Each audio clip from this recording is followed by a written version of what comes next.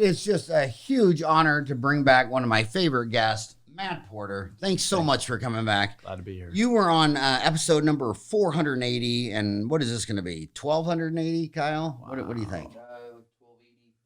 1283. So, my gosh, what is that? 800 episodes later. Thanks for coming back because you're going to answer a big dilemma I have. I always hear dentists all day long saying, well, my office collects $1 million, so that's how much it's worth. They have all these rules of thumbs, and you are the only certified valuation analyst that I've ever met on earth. He just happens to be practicing in the same city, which is the 6th largest city in America. So it's a great sample size. I'm so excited. So Matt Porter, he has an MBA from Arizona State University. He's a certified valuation analyst, has a bachelor's degree from BYU, a master's of business from ASU. He has been engaged as a consultant by Arizona School of Dentistry and Oral Health. He's one of only 20 certified valuation analysts nationwide who specialize in dental practice valuations. In the past, he has been engaged by some of the largest national DSOs and some private dentist groups looking to sell or join private equity groups. On the topic of practice valuations, Matt has been engaged by dentists to provide expert witness testimony at trial and retained as a consultant by some of Arizona's top law firms. He has successfully transitioned over 150 general and specialty practices just in Arizona alone, including some of the largest transactions in the last decade. Matt has been a guest on numerous podcasts, spoken at dozens of CE events, study clubs, and symposiums, has authored multiple articles published in the Arizona ADA magazine. I hope I can get him to do an article, an online CE course for Dental Town. This is a huge issue. Matt graduated from BYU in 2004, ASU in 2007. The Menlo Dental dedicated dental transitions team has over 45 years of combined experience in helping people provide personal business and practice solutions. There's basically 3 of these guys, Matt, his other partner, Tanner Milne, who was obviously more important than Matt because he was on episode 48 and you were 480. So is he a 10x scale? He is. In greater wisdom. And then Rich Andrus, who just does dental real estate. I'd like to get him on the show and talk about the real estate aspects. Yep. But I want to get right to the crux. Every dentist always says on Dental Town, well, my office is collecting 800. That's what I know I can get for it. Is that rule of thumb as rock solid as my thumb? No. Nope. Pretty soon you have so many rules of thumb that you run out of thumbs, right? And then what do you do? I feel like it's similar to somebody in a different part of the country reaching out to you and saying, hey, Howard, I'm selling my house in Wichita, Kansas. What did you sell your house for in Ahwatukee? What does that have to do with anything? There's so many intrinsic and regional factors involved that if you're actually looking for a valuation to do anything other than just pull a number out of thin air, rules of thumb don't really cut it anymore. And that may have been a little bit more applicable 10, 20 years ago when there wasn't as much variability in practices, both in the technology and the types of procedures and the profit levels. But now with so much innovation with technology, equipment, insurance, profitability varies significantly more than it used to in one dental practice to the next. Valuations are a much wider spectrum of value. Well, the thing that just makes such obvious nonsense to me is that, let's say, just keep the math easy. I hate the numbers 2, 3, 4, 5, 6, and 7. I never liked those numbers. I always like ones and zeros. You know what I mean? Like when people say we're 98 million miles from the sun, just say 100 million. I mean, you're trying to teach this to kids in grammar school. You're really going to confuse them with the 98. So let's just say for easy math that and by the way, the reason I like nines is because every time you add 9, like it was 99.9999. You know, there's that one variable that just keeps getting more valuable that you want to find out what that one variable is. But if you have 2 offices that collect $1 million and one, the dentist makes $100,000 a year take home, and the other one, the dentist makes $400,000 take home, how could those be worth the same? And then I've noticed that the sweet spot of bankruptcy, believe it or not, from my personal experience, it's always somewhere between 2 and 3 million. They're crushing it in one location. They want to be the next Heartland. So they open up a second one. They don't realize that they don't have the systems for the second one. And then by the time they open up the third one, there's not enough time and hours of the day for the dentist to run around and fix everything, and they lose it. So profit matters. Profit matters. And it's funny you mentioned that about the number of locations. I've seen that so much over the last 5 to 7 years. I can't take credit for this, but there's another guy in town that owns about 12 practices and said, hey, going from 2 to 3 practices is what separates the men from the boys. And it completely changes your scope of work, and you can no longer be super clinician bouncing back and forth. You have to have systems and process and platform in place. So what, Can you say that guy's name or send him on the show? Sure. I would love to talk about that. Send him on the show, because how can you realize that going to 2 to 3 was what separates the operators from the wannabes? Yep. And then to get all the way to 12, how could that guy not educate all my homies who are just trying to run their one office? Yep. And that is just so important. They just always hear EBITDA. Yep. EBITDA. Explain what EBITDA is, and is it understood more or misunderstood? Is this something that they should know more about, or something that causes more confusion in the marketplace? I feel like EBITDA is one of the most often used but often misunderstood acronyms, and we can explain it and define the acronym. It stands for earnings before interest, taxes, depreciation, and amortization. But even with that definition, it's still so murky in terms of how you calculate it and how you define it. At the end of the day, the biggest misconception, because we talk about another rule of thumb that's used right now, is multiples. Sometimes we don't even finish the phrase to say multiple of what. But a lot of times you'll hear people batting around a general rule of thumb of multiples, and usually what they're saying is a multiple of EBITDA. But oftentimes when I talk with docs, they don't understand what their true EBITDA is. Quite simply put, your EBITDA is your profitability of the practice after adding back all the discretionary expenses, meal, travel, entertainment, CE, automobile, but then also imputing a market compensation for yourself. So Howard, if your practice collects $1 million, you have 60% overhead after those adjustments, your pre-tax income's $400,000. But that's not your EBITDA. That's where it's often misunderstood. Because if you have $400,000 in owner income, and people are saying, hey, groups are paying 4 or 5 times a multiple right now, then I think, 5 times 400,000. My practice is worth $2 million and I'm collecting $1 million? You kidding me? Show me where to sign. And you get really sad and disillusioned when they go through that process and realize that that $400,000 is not your EBITDA. That's the profit before paying yourself as a provider.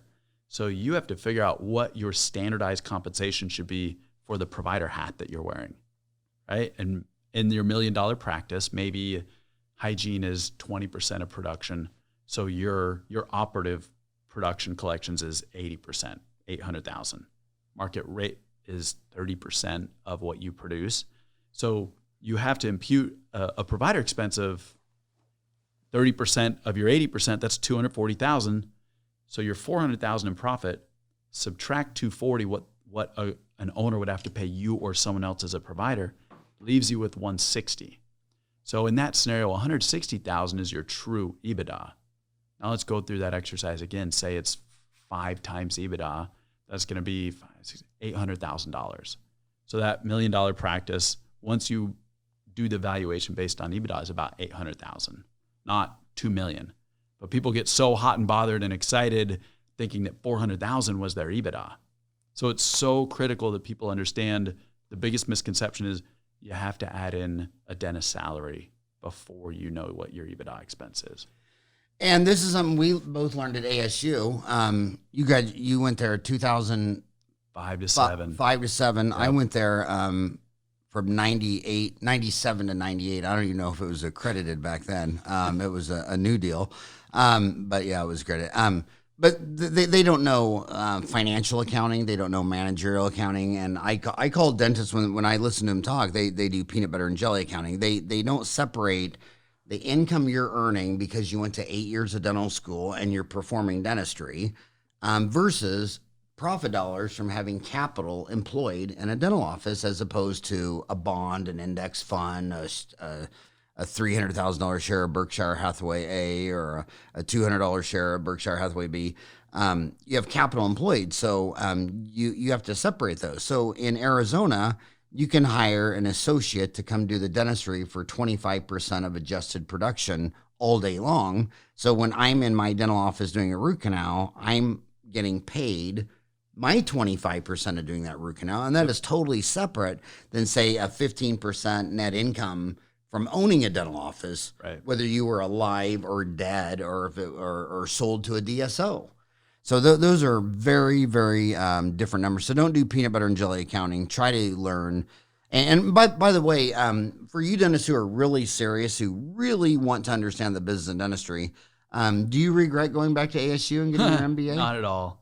Not at all. It was a significant benefit to me to go back and understand the business side of things. So you said that was 2005 to 2007. Yep. Now going back, 2007, and this is 2019. So going back 12 years ago to 2005, 14 years ago. Looking back, was that a pivot point in your career? Was it a breakout point?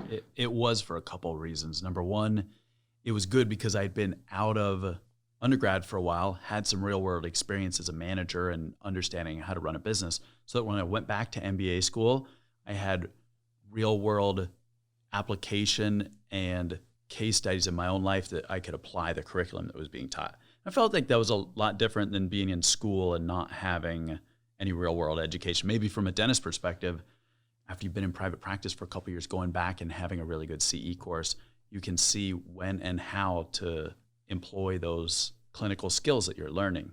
So I felt like it was a pivot point from that perspective. And then number two, at ASU in the MBA program is where I met my two partners, and we ended up starting Mental Transitions. Oh, that's so great. I still, every time I see the PhD business guy in Ahwatukee that accepted me into the MBA program, eating at a restaurant, I always pick up the tab, and he's always coming over to my table laughing, saying, "Why are you doing that?" And I say, "My gosh, that was my breakout point." Yep. I mean, I graduated in '98 and started Dental Town that year. Because awesome. the thirst for wanting to share and connect and try to figure this out, it was a total breakout point. If you are a wannabe business of dentistry guy, your assistant can go with you to every course at Coyce and Pankey and Ross Nash, but she'll never be a dentist until she goes back to dental school. I've had two dental assistants. Is it just two? Yeah, two.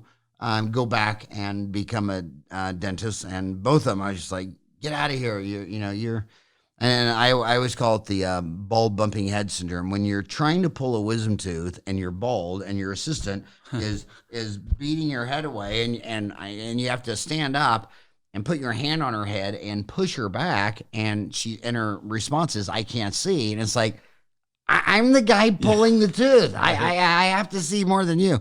It's just like, it's in your blood. You got to go back to school, but you can't do business and not know all these nuances. You know how complicated dentistry is with so many nuances. I mean, business is that way. And if you don't know the difference, I mean, right now, if you don't know the difference between managerial accounting and financial accounting, just sign up for MBA program. And when dental school was over, I literally got down on the ground like a tarmac in a different country and kissed the ground that you're leaving. When I drove home from ASU, it was about a 15-minute drive after the last class of MBA school. I was sad because of those 200 kids that I went to school with, that you're never going to really see most of them again. It was so fun. And I always tell the instructor every time I run into him at a restaurant and pick up his tab for his dinner, because I'm so grateful, I always tell him, don't let those kids in straight out of business school. They're just getting it for their resume. Right. Yeah. Kick their butt out of the nest, make them go get a dang job. Because it was the kids who came back and now they were 30 and they'd been managers in hospitals or Bash's grocery store. And when you'd hear these business cases and you discuss them, all you had to do is take out the grocery store and the bypass and substitute with a root canal filling in a crown, and it was still just came back to people, time, and money. Yep. I mean, it just these people, they're going to live, easy math, 100 years. This is their cycle. This is what they do. And either economics is a joke to you or it's as scientific as a root canal. So learn that. One thing I'll add to that, I feel like it's important to sometimes get our business education outside of the framework or the paradigm of dentistry, because it's a very small little community, even nationally here in the dental community. And sometimes it ends up being an echo chamber where you have a couple people giving business advice that had a practice or ran a practice, and then the person that listened to them parrots that advice and teaches a course. So you have the same couple principles that originated for one or two people that everybody's talking and teaching each other and telling each other about. And my experience is sometimes those principles may not be the most salient, and it's good to get outside of our little network and get best practices, ideas, and advice and business coaching from outside of our little industry echo chamber that we have. Does that make sense? It makes a lot of sense, and I was talking about this before the show, is the fact that August 4th, 1990 was my first lecture. August 20th, 1990 was my first lecture, and I never knew that would mean 30 years later that I had lectured in 50 countries, and I'm getting ready to go lecture in Israel next week. That it was, you say, get out of your local echo chamber, seeing how the same human with the same patient and the same technology does dentistry in 50 different countries with different exogenous variables of employer insurance, dental insurance, cultures, customs, beliefs, diets, really made so many, you said salient, most noticeable or important, pointing outward. It really gave so much clarity to my thoughts on the business of dentistry. And sometimes I'll say something and someone will just think, that's just not how I see it at all. And I say, well, have you ever been to Cambodia? Right. Have you ever been to Tokyo, Paris, France? I mean, the largest lecture I ever gave was in the year 2000 to 4,000 Portuguese dentists in Sao Paulo, Brazil. I mean, I can tell you what increasing the supply of dental schools is going to do. I can tell you from Australia what would happen if you gave if you recognize all the immigrants in America who have an accredited dental license from, say, an accredited country, a country where their dental license isn't from a diploma mill. It's not something that just cash gives you a dental license. I mean, you understand all these variables, that they all become more obvious, and so you can say woulda, shoulda, coulda, or this is how I think it should be, but math is math. I mean, if 1 + 1 = 2, I don't care if you like it or not. It just is. But going back to that peanut butter and jelly accounting, a lot of dentists are my age and they're thinking of selling their practice next year, but their own internal accounting is going to hurt the sell price of that practice. Absolutely. Absolutely. Talk about that. So there's a couple things that I recommend that dentists getting towards the fourth quarter of their career. It doesn't have to be retiring next God, am I year. in the fourth quarter. I just you may be starting the fourth quarter. Yeah. So if you have a year, 2 years, 5 years left, a lot of times you need to start looking your practice from the perspective of the subsequent owner, whoever's going to own it next, and look at it from their perspective. Listen, I'm nobody's pastor, bishop. I'm not an IRS auditor, but when I look at tax returns and financials from guys and gals that are a couple years out from retiring, I see all kinds of monkey business. And that's not for me to judge, but when a buyer and a bank starts looking at those financials to both evaluate the practice and then to approve a loan to fund the purchase of the practice, you need to kind of have your books in order. And here's what I mean specifically.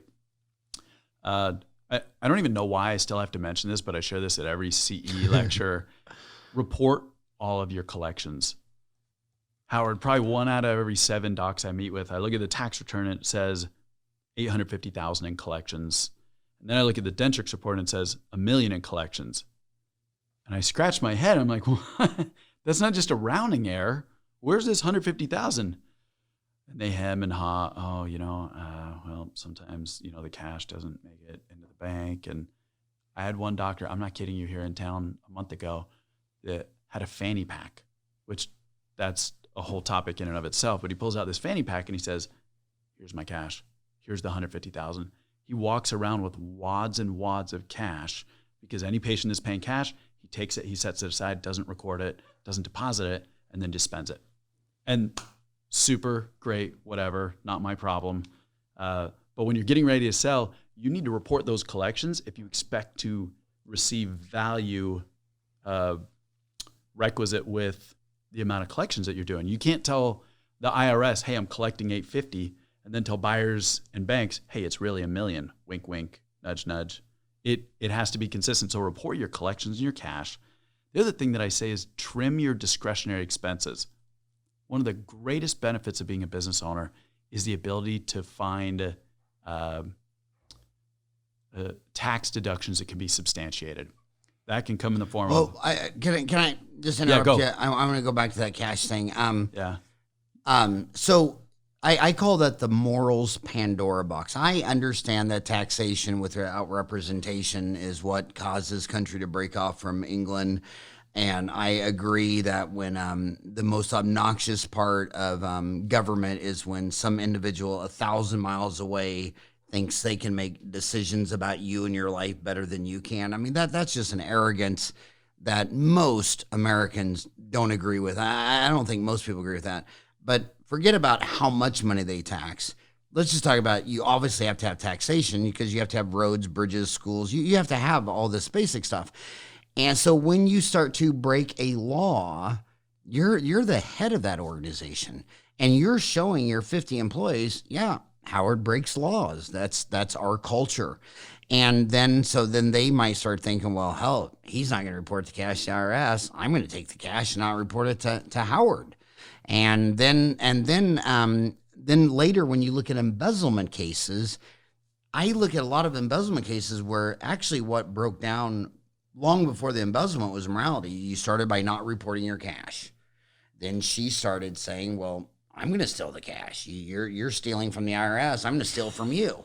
And then that's different, Howard. That's different. And then it started to become a large amount. So she starts hedging her bet, thinking, you're married and a divorce would be $1 million.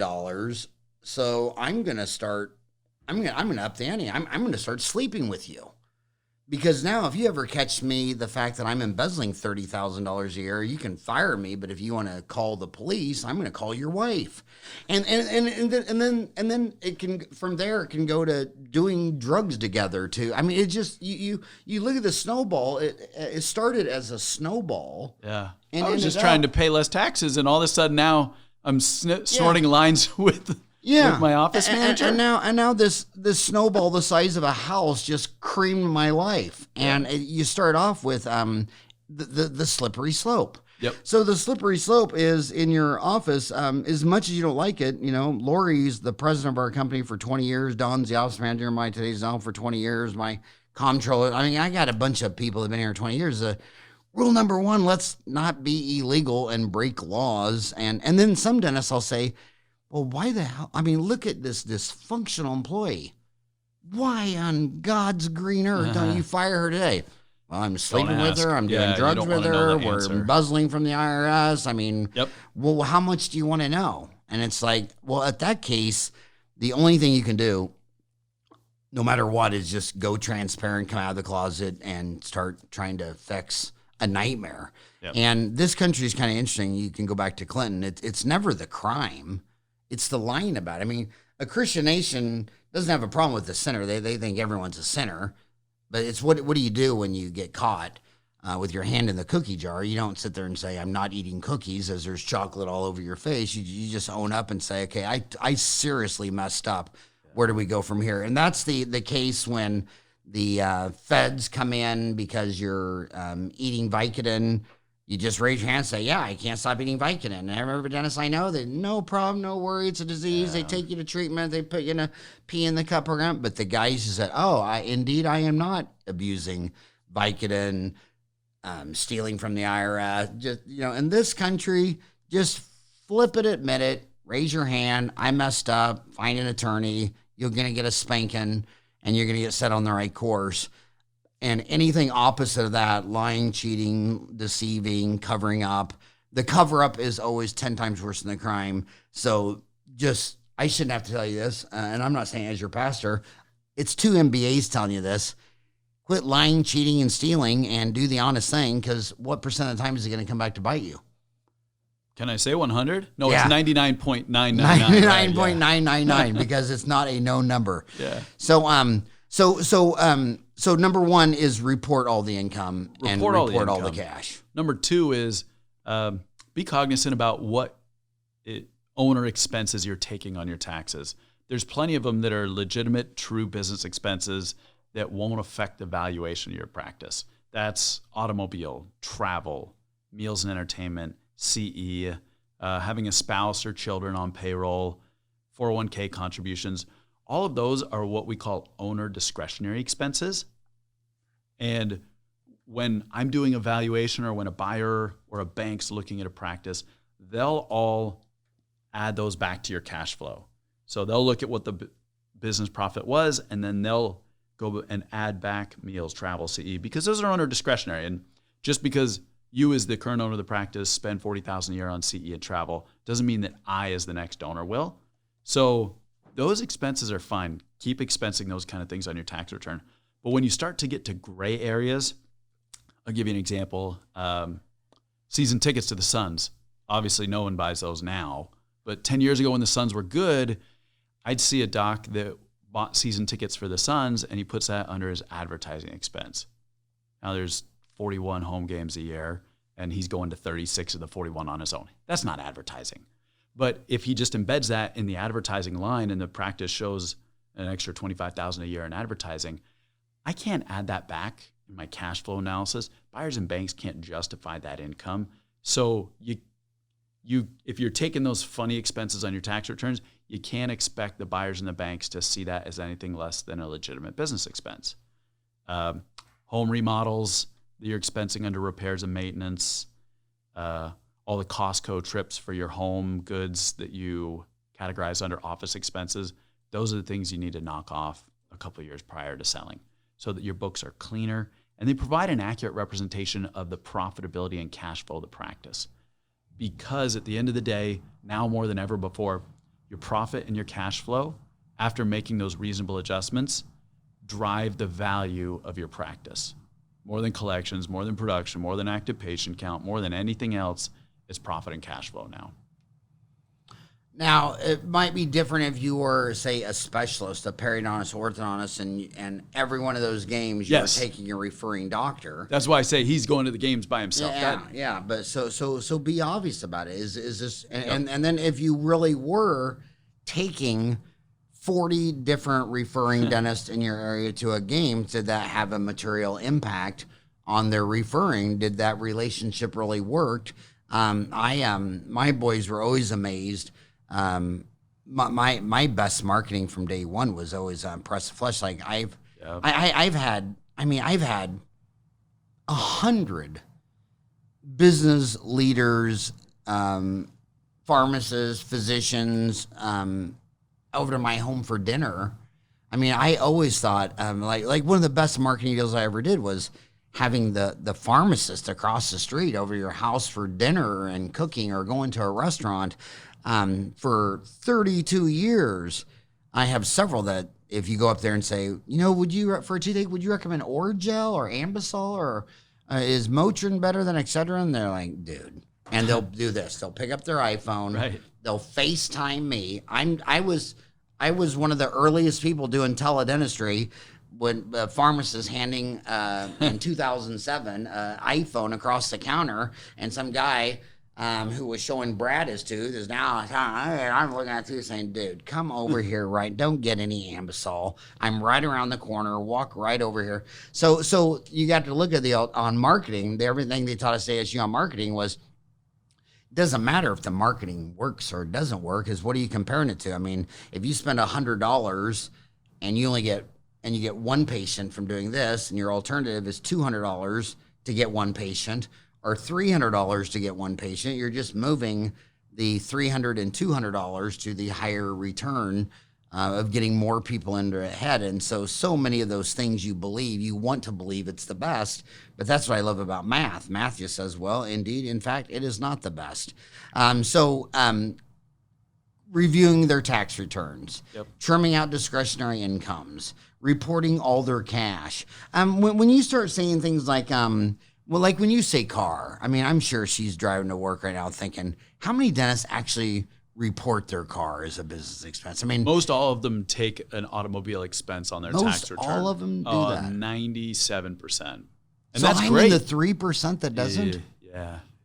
So talk about that. So 97% of my homies will show an automobile expense line item on their tax return. Either the business owns the vehicle and they're depreciating it, or they're justifying mileage and travel. Now, I'm not a CPA. I stay in my lane with valuations of businesses. I can tell you're not a CPA because you have a pink tie on. I mean, that is too much flair for an accountant. And I left my pocket protector at home. But what I see they'll do is they'll set up a home office. And so they check into their home office each morning. And then as they drive to work, that's, inner office commute. And so then they can deduct the mileage. There's a couple I filmed 1,000 podcasts in my home and I didn't even deduct a home expense for that. Oh, yeah. I just you better go back and file amendments to your last 20 years and get some money back. You know what I'll never forget is what the easiest dollar earned is $1 in expenses saved. Yep. That's where everybody just needs to focus. You live beyond your income. I mean, teachers have the highest occupation of becoming a millionaire. Kyle, your wife is a teacher. They have the highest occupation of being a millionaire because they're like, well, I'm a teacher. I'm not going to drive a Mercedes-Benz and live in a 5,000 square foot home. I'm a teacher. I'm going to drive a Honda Accord and live in a 3-bedroom, 2-bath. And then they start saving. And then you buy an IRA every year from age 25 to 65. It's only $80,000, but that grew into $1 million.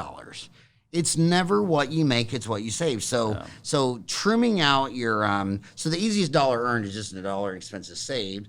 The second easiest dollar earned is $1 in taxes delayed.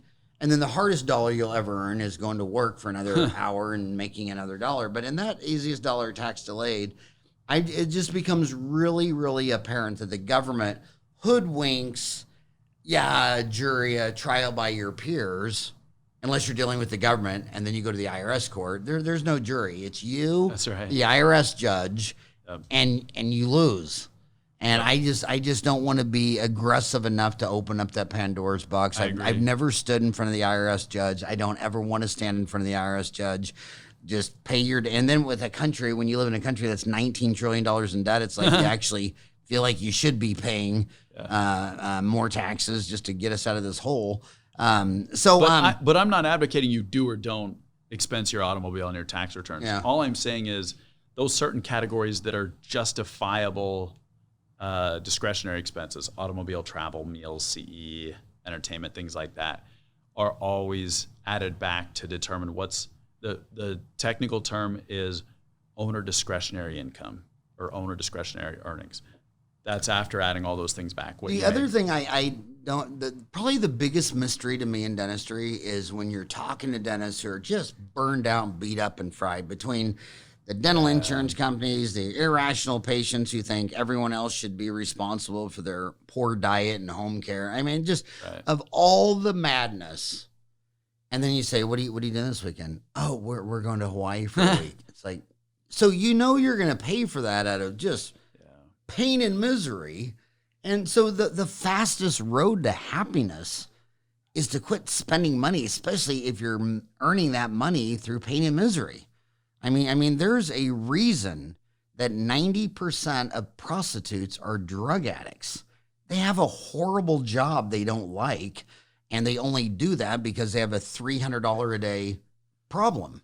And that's why I don't think that person should be arrested and put in a cage. That person needs to get treatment and and learn how to live where they don't need $300 a day to do heroin. They can do it easier. So in summary, clean up your tax return.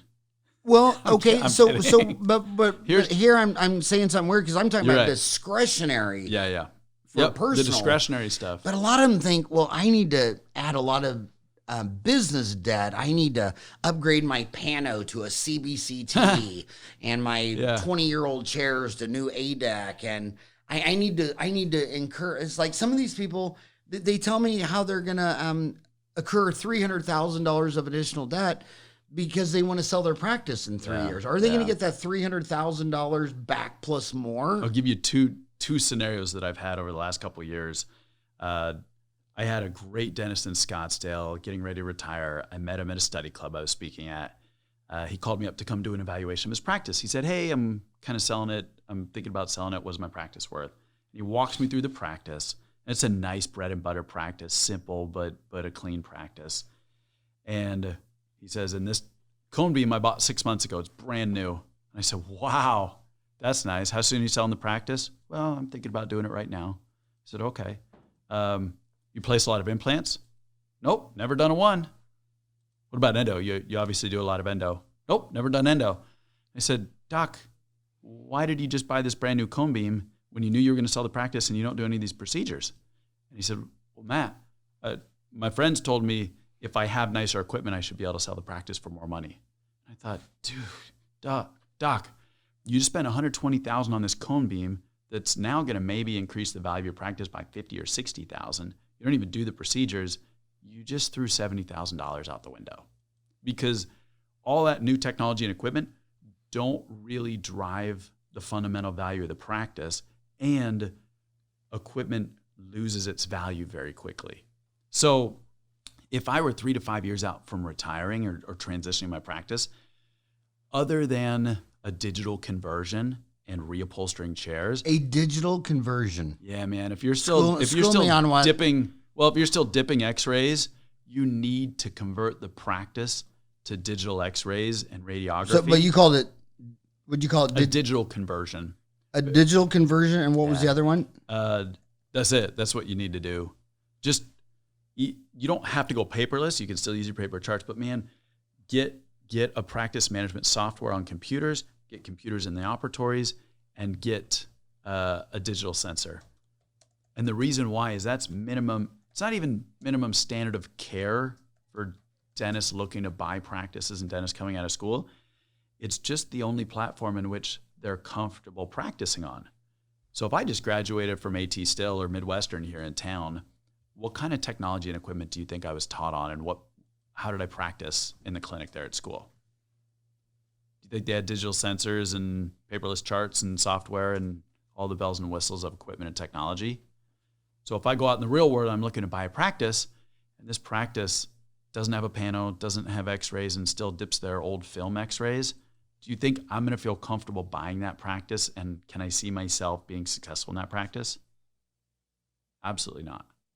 So I think it's important just to bring the radiography up to a standard that younger dentists are comfortable on, reupholster your chairs. But other than that, don't buy new equipment, don't make big expenditures.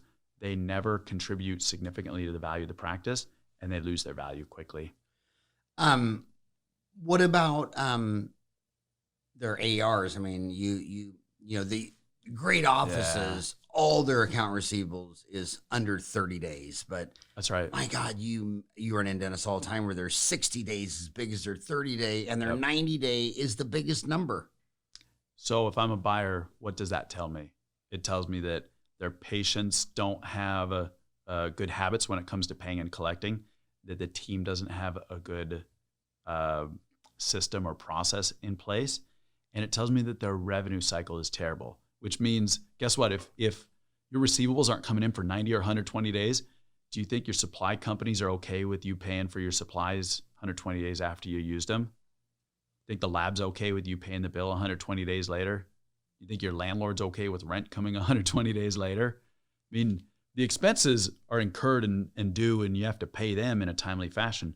So you're killing yourself if you're not collecting that money in a timely fashion as well. So take a look at your AR. If you're thinking about selling in the next couple of years, take a look at your AR, clean it up, make sure there's not a big amount of ballooned AR.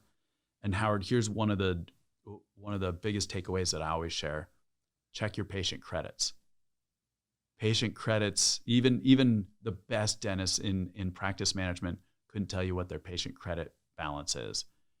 because those patient credits accrue over time. They're either overpayments from insurance, they're overpayments from patients when you're doing an estimate and you don't credit them the $17.25.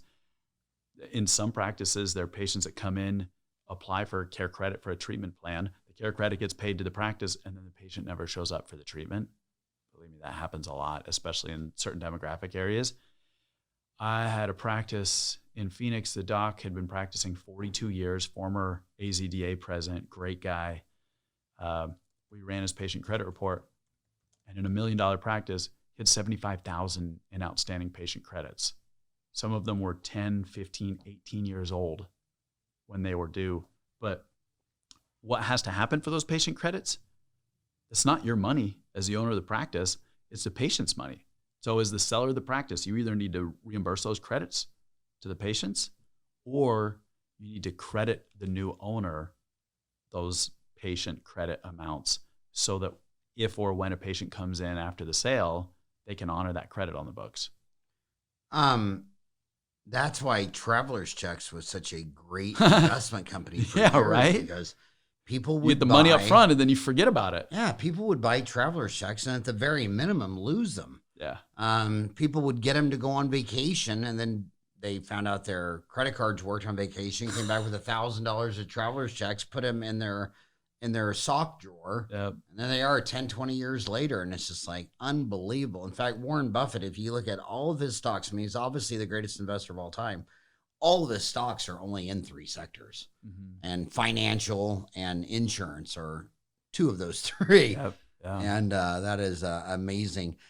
So you said you weren't big on upgrading a 2-dimensional pano to a 3-dimensional CBCT. Right. And I don't get it, because it's not the right answer, because I look at you with your cell phone. I mean, iPhone only has to come up with a new phone that's like, oh, this one's 1 millimeter bigger and 1 millimeter wider. Has a 4th camera. Extra icon. Right. Has a 4th camera. 3 cameras aren't enough on your phone anymore. And you upgrade. And I'm like, okay, so you upgrade every time iPhone comes out with a new minor derivative of an old existing product.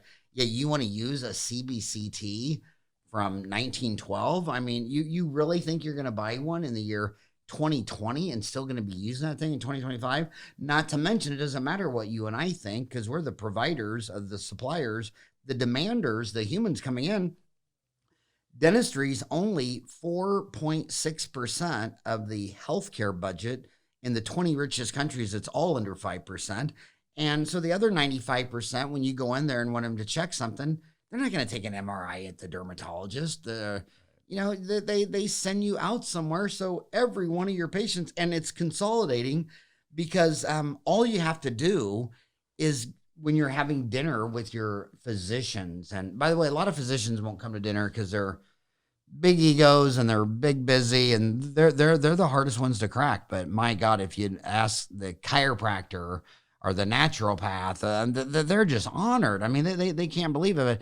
You start, for me, it was chiropractors who were actually married to physicians, and they had their own MRI. And then you just start telling them, well, if you bought a CBCT, or I'll sell you my CBCT, shit, there's 80 dentists in Ahwatukee. You don't need a CBCT. And then when that CBCT gets replaced by a bigger, greater, faster, easier, better one, well, if you're doing everybody's CBCT in town, and then there's also the oral surgeon and the periodontist, who they're already sending you cookies, already begging to be your friend. And if you just call them up and say, if I need a CBCT, can I send it to your office? You take it, you bill the insurance, it's all your revenue, and then you send me back a report. They're all like, yeah, absolutely. So why do you need a CBCT? I just don't get it. But you talked about the convert to digital computers and operatories, digital radiography. To that, clean up the AR and patient credit. Is that just the fact that when they're checking out a patient, they're not billing the insurance at that transaction, digitally connected to just, instead of, because what I see a lot of offices do is they work Monday through Thursday. Then at Friday, they're just going to come in and spend half a day cleaning up all this inefficient operation logistics.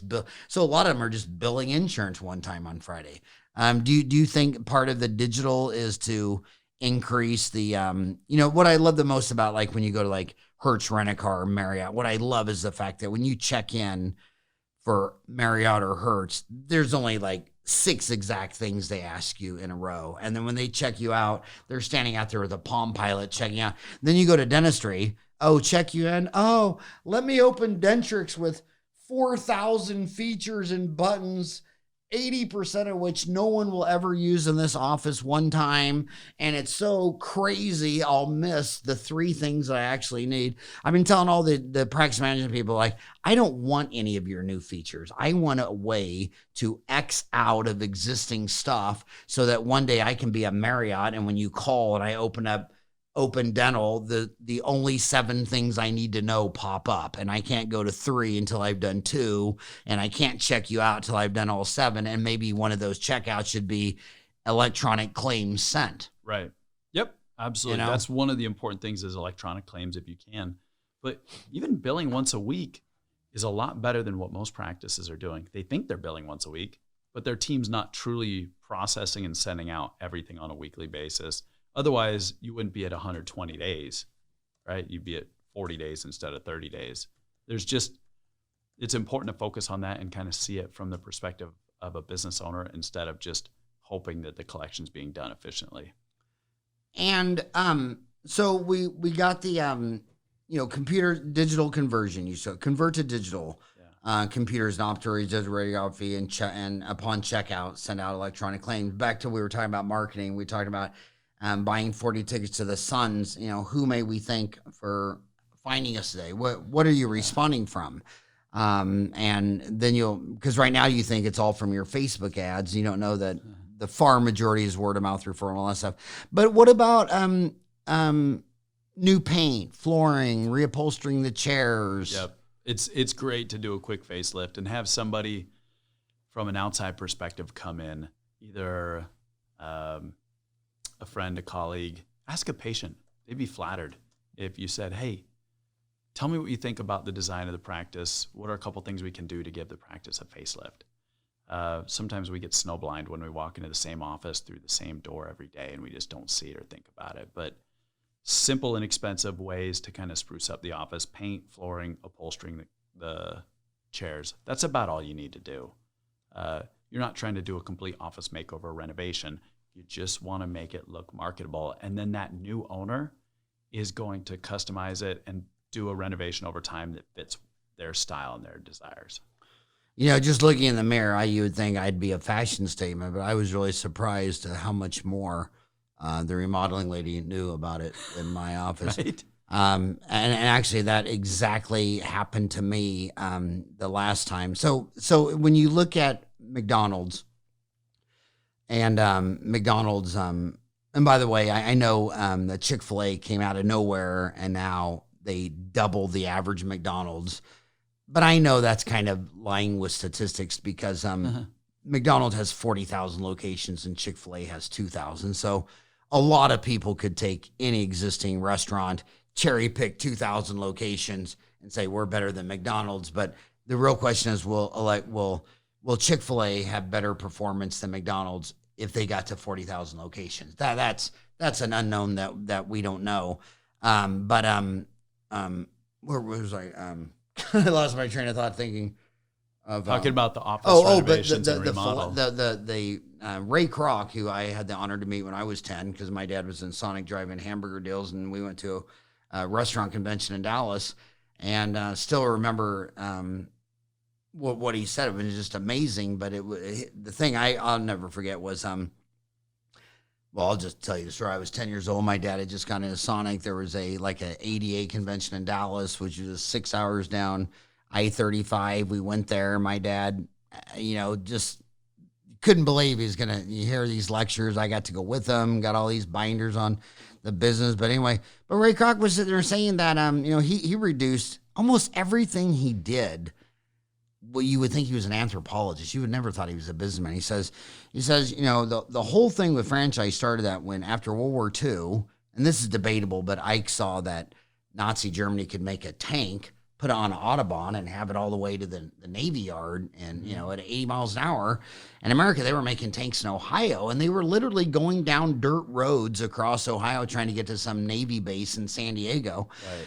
And so he came back, and the first thing he did is spent $300 billion on the interstate deal. Of course, now there's websites saying that it had nothing to do with the military, just happened to be built by a 5-star general that just finished beating up Germany. I mean, so that's when everybody started traveling. When they got to the next town, obviously everything was unknown, and no one likes unknown.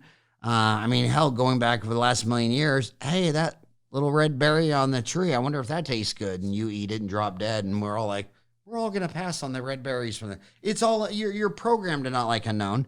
So you got to the next city, and so if you saw something familiar, that's where you're going to eat. That was the whole birth of franchises. It was started by the interstate, and now it's about the same size of the economy as healthcare. It's about 17% of your whole economy is these franchises.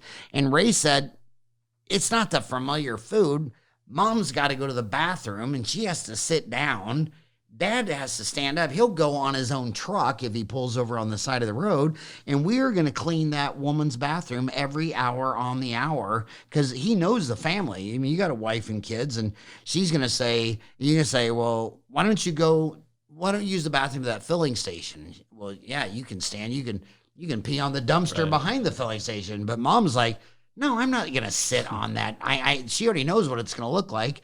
And Ray said, we will clean that woman's bathroom every hour on the hour, and it'll be freshly stocked because Mom will choose McDonald's over all the other people. I mean, you go into a 7-Eleven. Do you have a bathroom? Oh, no. Yeah. We don't. Really? You're working a 12-hour shift with no bathroom? Can I see the plastic tube coming out of the side of your body? And so he just nailed them with the clean bathroom. And it was just, and Ray, that was his formula. McDonald's, every month, you're going to put away a little bit of money into a savings account because at 7 years, we're going to gut this thing and repaint, floor, upholster. Everything's going to be brand new. And I really like this Chipotle's the most because if you talk to an expert, what Chipotle did is spent the biggest amount of money building a store. If you look at that store, it would survive a nuclear war. I mean, it's cement floors, cement walls. Bolted tables. 500-pound boy could sit in any chair. Nothing. I mean, there's nothing you could really do to destroy a Chick-fil-A. But when you put in carpet, oh my God, that's going to be replaced. Landfills, paint on walls. I remember when, I don't know if you're young enough to remember, but remember when everybody had a drop ceiling at every grocery store? Mm-hmm. And then everybody said, why are we paying for a drop ceiling? Just blow it open and make the vents look a little prettier. Just spray paint the duct walls. But my God, go into a Chick-fil-A because McDonald's has to redo all their stores every 7 years. And Chipotle, I say in Chick-fil-A, sorry, I meant Chipotle. Chipotle wants a solid 10 years out of that deal. And you literally need a jackhammer to do something in a Chipotle to say we need to change this out now. So when you look at new paint, flooring, reupholster, my gosh, I mean, when you build your home, if you built a tile floor, you're done. Yep. If you carpet it and put panel and shag carpeting and all that stuff, so think of Chipotle and think of McDonald's. So McDonald's got 40,000 locations, and no matter what store you walk into that 40,000 locations, it's between brand new and 7 years old. And so that's a fresh look. And I have friends in Phoenix, Arizona. You walk into their dental office, it's like a time machine. Yep. Yeah. And I get a lot of those practices when it's time to broker them and find a buyer. And it's hard. It's hard because they walk in and they feel like they're back at grandma and grandpa's house, these young dentists that are coming out of school. And it's just not a comfortable environment for themselves. And even if the numbers look good, the production's good, they have a hard time visualizing themselves working and enjoying themselves in the practice.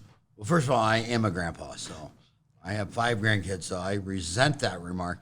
So now let's switch from, it sounds like we've been talking a lot about the old guys selling to the replacements that just got out of dental kindergarten. The thing that blows my mind the most in this whole dental scenario is how these young kids take business advice from their instructors who obviously could never have a private office. I mean, those who can do, those who can't teach. The only saving grace in a dental school is that, like my buddy Tim, who kicks his butt Monday through Thursday, but just likes to teach on Fridays, just for it ain't the $200 a day salary. It's none of that stuff. Yeah. He just enjoys working with the replacements in dental kindergarten school to give them an idea. That's the only saving grace. So they believe from Dr. Never Did It that you can't open up your own practice. You got to go work for Heartland and Aspen. And then I just sit out here because I've had these schools in my backyard for a decade. I say, okay, well, if that's a good idea, then go to the graduating class from 5 years ago. They should all be working at Aspen, living happily ever after. And indeed, you find out that whether they work for Aspen or private practice for you or me, they quit their job every year in frustration. Yep. For 5 years, they'll have 5 to 7 jobs. And the only reason they get over the fear of opening their own company is because finally they've been in hell for so long, they're already internally dead. And they're like, God, I hate my job. I hate myself. I hate life. I might as well just open up my own dental office. And that's when they sprout the 2 green leaves coming up from the dirt and grow on to live happily ever after. So my question to you is, I graduated May 11 and had my office open 133 days later. Why the hell are they taking a different associate job every year for 5 years? Why don't they just go out?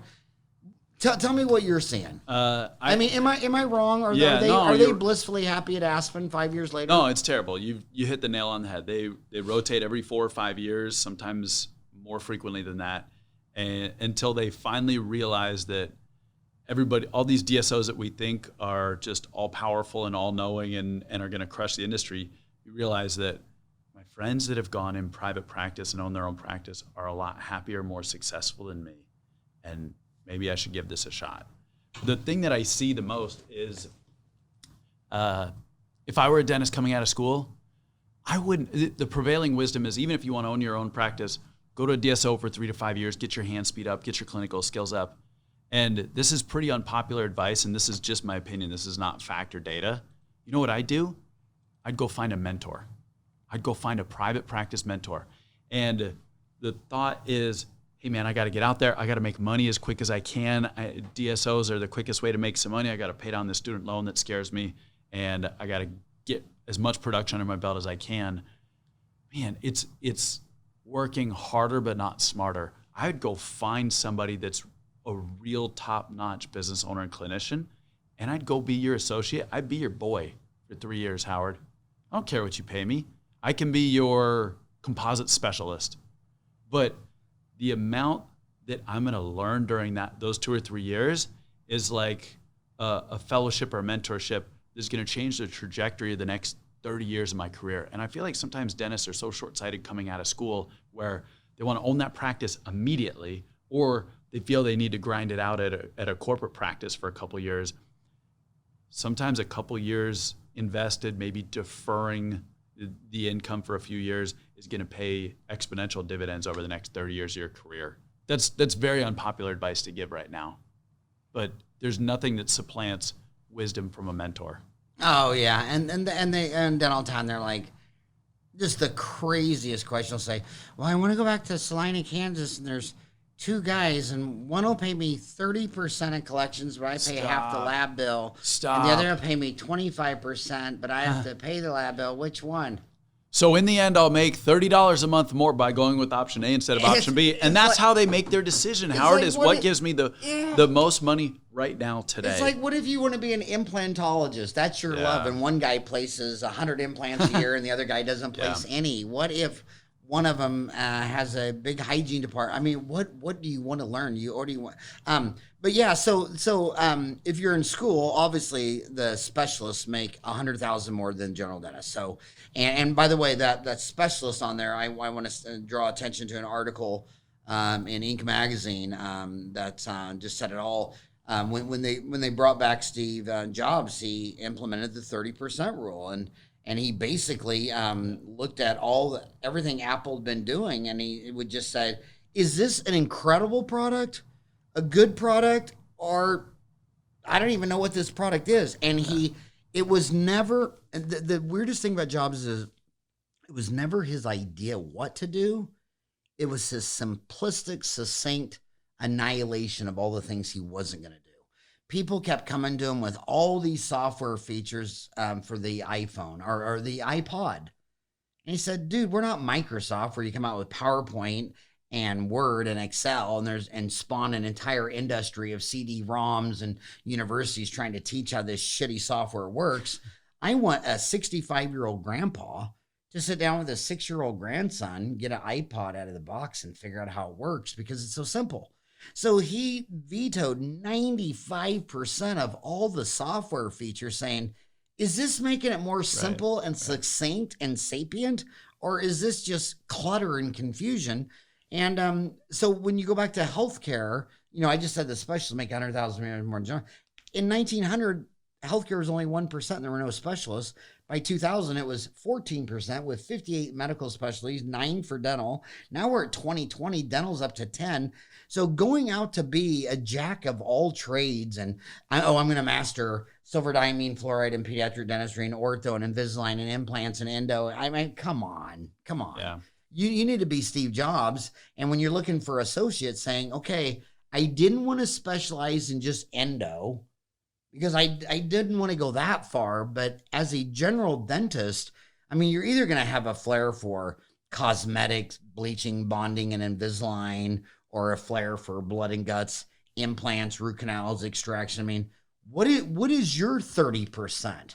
Your jobs, you're coming back to Apple, and you're looking at this turnaround and saying succinctly, what do I want to focus on? And that's the guy you should work for. But my other question I want to ask for you, true or false? It seems like in my 32 years of just in this town, that a lot of guys said, you know what, Matt, come work for me. And, 2 or 3 years now, I'm going to be ready for retirement and sell this thing, and I'll sell it to you. How many times is 2 or 3 years later, there's no sell agreement and doctor changes mind because he wanted a new car, a new house, a new cabin? I see that scenario all the time. And I jokingly refer to it as an ambiguity ship. Not a partnership, not associateship. Nice. It's an ambiguity ship. I'm going to steal all these terms from you. Yeah. I am. I already. But here's what ends up happening. That sounds really good in theory.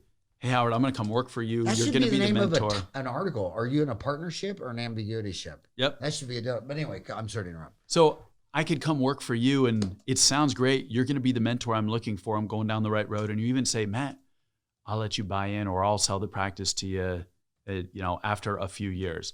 And we shake hands and we're off to the races.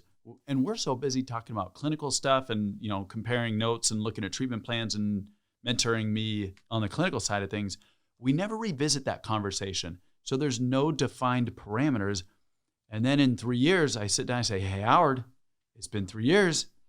It's time for you to sell the practice to me. And you think, well, oh man, I meant like 5 to 7 years. But if we don't talk about a few things up front, what's the time frame that's going to occur? You need to talk about value, because I can't tell you how often this scenario happens where you and I'll shake hands and I start working for you. And then in 3 years, you say, okay, yeah, you can buy my practice. It is $2 million because of all these intrinsic factors that are unique to the practice. And that's twice as much as I'm willing to pay. That's a gap that we're not going to be able to bridge, and we can't overcome that. So I want to make sure there's some agreement on price, timing, how much is going to be. Is it going to be a partial buy-in, a half buy-in? Are you buying me out and working back? Figure out what that arrangement is. And then lastly, the elephant in the room that's always the hardest to talk about is sweat equity. These young associates are getting smart, and they come in and say, well, hold on, Howard. If I come work for you, the practice is doing 1.5. I work for 3 years, and at the end of 3 years, it's doing 1.9 because we have a little bit of synergy going. Am I paying that 1.9 price tag? I just helped increase the value $400,000. Do I get some credit for that? How do we handle the increase in value? I don't want to, kill myself for 3 years being your boy for you and then turn around and have to pay for that extra value I just created. So I want all those 4 things discussed up front. If you're absolutely adamant about going down that road of an ambiguity ship, take the ambiguity out of it, define those 4 terms, how long, what the price is, what the structure is going to be, and then ultimately what it's going to be at the end. And here's the one. So, I'm sorry, say those 4 things again. So you need to determine what How the long? timing's going to be, what the price is going to be, what the ownership structure will look like. Is it a partial buy-in? What is the timeline? What is the price? What's the timeline? What's the price? What's the ownership structure going to look like? Are we 70-30, 50-50? Are we just flipping roles where in 3 years I become the owner and you're just the associate? Not just the associate. I would call you the emeritus associate, of course, Howard. And then the fourth thing is how do we handle sweat equity? The value that's created during the time of associateship. So when you have those 4, here's the one curveball. I'm your associate, Howard. I'm working for you. We have all those things defined. I like to ask Dennis, the owner Dennis, do you know your associate's credit score? Think about that for a second. So even if we have all of these things identified, we determine the price, the sweat equity, the timing. I'm grinding it out, working for you. And at the end of 3 years, we say, okay, Matt, it's time for you to buy my practice.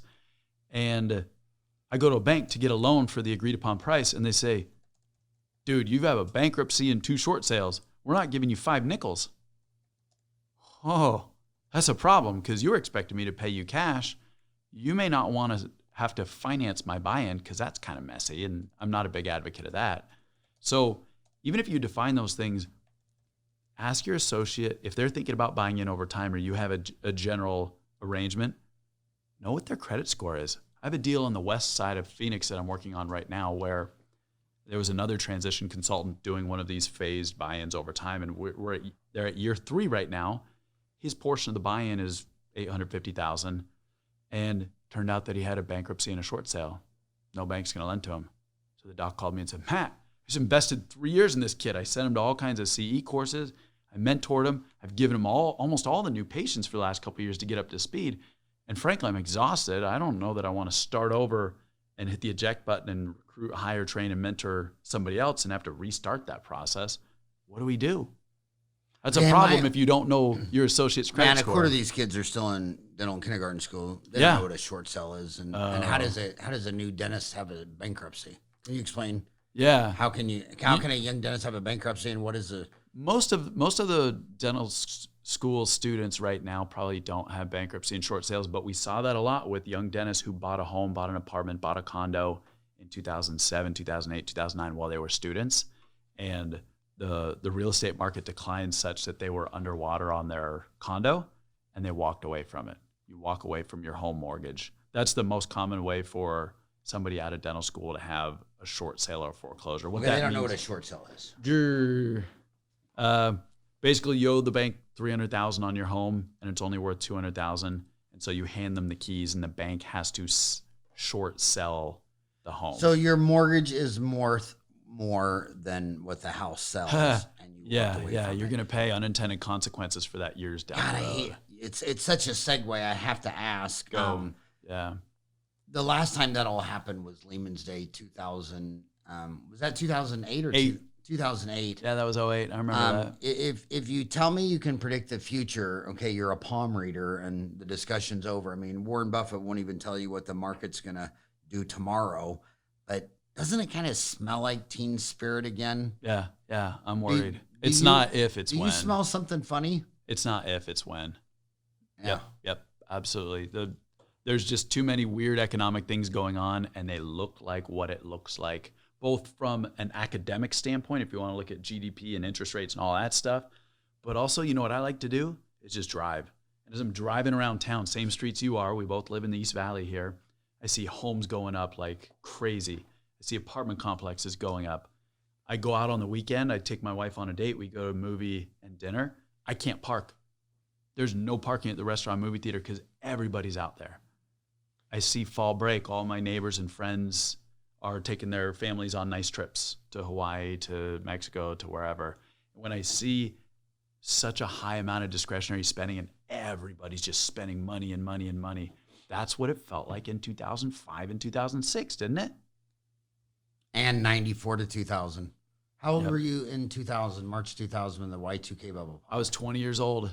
That's the I was out knocking perfect on doors time with to a be white 20. shirt and a tie, trying to share a book about Jesus Christ with people In what city? in San Diego, California. So you went from know. Philadelphia? Yeah. You're born and raised in Philly? Yeah, yeah. And then went to San Diego? Yep. Now, man, how could the good Lord have sent you to San Diego and then you leave and come back to Phoenix? What? Well, there's a how long do you story go that- from San Diego to Phoenix? So it's funny. You got 'cause lost, w- obviously. Within the culture of church missions, there's amount of prestige with going to a rare third world country. If I go to, Uganda, or I go to Budapest or somewhere like that, everyone's like, oh, wow, that's amazing. I tell people I went to San Diego and they're like, that's lame. I thought it was a culture shock coming from, a more urban environment that was lower blue collar income, and then going to San Diego where I felt like I was on the set of Beverly Hills 90210 every day. I saw convertibles and palm trees. I'd only seen that on, Saved by the Bell. But what's amazing is you left before the Chargers did. So That's right, man. you had more vision. Oh my Yeah. God, I could. I move came there down tomorrow. here. So you ask, I came down here after my undergrad. My dad got really sick, had a terminal disease that nobody knew anything about. So he's in Philadelphia area, and they said, hey, you need to go to the Mayo Clinic. They're the only people that can even spell this disease. So take your pick, Rochester, Minnesota, or Scottsdale, Arizona. And that decision took him a half second. He said, I'm going to move to Arizona. So I moved down here to help care for my parents. And that was 15, 16 years ago. My dad subsequently passed. My mom's a snowbird and in and out of town. And Were they able to help your dad? they extended, yep. They gave him a prognosis of maybe 2 to 3 years, and he was around for 10 more years. Nice. So it was fantastic. It was everything more than we ever could have hoped from the treatment. But long story short, I ended up growing roots and staying here, and the reasons for me moving here are gone. But I think we're here for life. The same story happened with my dad, but I actually just flew back to Wichita, drove him to the vet, had him put down, and it was $50. And but I like your story better. Back to Is he serious right now? I hate this. I hate the segue because you were going so sweet on this. Yeah. But on the how do we handle? This is What other Dentistry things to do for Uncensored. young I dentists? want to go right to Go. the most uncensored part. I have no idea how you're going to answer this question, but I have a big feeling that you married your wife without a prenuptial agreement. Oh, I did. I figured half a zero was still zero, so I didn't bother with it. So the most stress that I hear at going out to eat a burger and watching some girl just bawl her eyes out is because she's going all through this working for her mom. Mm-hmm. So when you're talking about, are you in a partnership or ambiguityship? What is the timeline of the seller dentist to the new dentist associate? What is the price? What is the ownership structure? How do we handle sweat equity? How do you handle this when it's your mom? Dude, I would say, do you ever see this? Yeah. So because of my credentials as a certified valuation analyst, I do probably 20 to 25 valuation assignments a year here in town, where it's a father and son, or it's a mom and a daughter, or it's a family transition. They say, hey, listen, we want to be able to break bread over Thanksgiving. We need you to come in and independently and accurately tell us what the value of the practice is, because there's such a disparity. The parent sees all the money they spent in equipment over the last 30 years. They want to get that all out, and they're moving to a lifestyle of fixed income. And so they need to get every dollar they can out of that practice sale, because it's their last liquidity event in their life. This is the last time they're going to move the needle up in net worth, and now it's going to start going down over time. And you've got the kids on the other side of the fence that have all these student loans, all these debts, and in most circumstances, parents have been kind of helping them one way or the other. And you think, hey, mom or dad's going to do me a favor and give me a break on the sale price. So it's a tough dynamic. I would say roughly 90% of generational transitions do not occur. Say that again. 90% of generational transitions do not end up consummating. Meaning, I've got a great doctor in Mesa right here whose son became a dentist.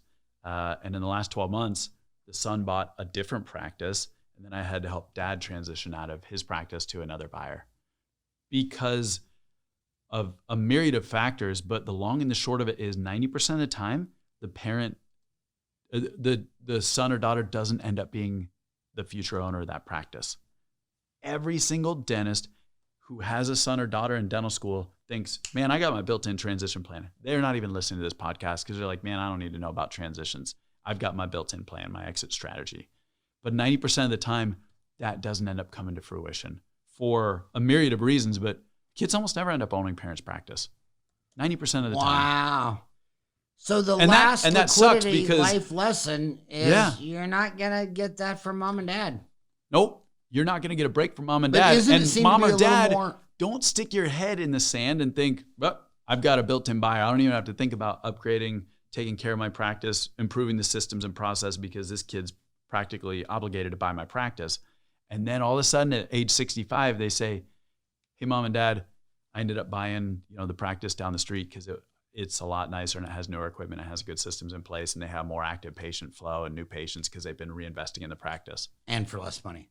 Yeah, all that. Yeah. And then you're 65 looking around like, what do I do with this dinosaur of a practice? I don't even know where to start. It happens all the time. The mom and dad thing is also like embezzlement. I mean, the average dentist makes, gosh darn, the average dental specialist makes $320, average general practitioner $197. Dentists who own their practice make $244. Dentists who are employees make $147. So just take the lowest. You're a dentist associate making $147 a year, or you own your practice. It's not the fact that your front desk lady sold $10,000. It was that she was your baby's godmother and that you'd gone on vacation. It's the emotional sting. And I have dentist friends here in the Valley who's a dentist and their dad's a dentist and they have not spoken in 20 years over this bullshit. And everybody told you to get a prenup before you get married. And I didn't get one, and it is no big deal. It only cost me $3.8 million. But I know it's impossible to get a prenup. It's impossible to get one with your mom and dad. But what does everybody say about going into work with family? I mean, do you wish Tanner Milne was your brother? No. Here's what I know.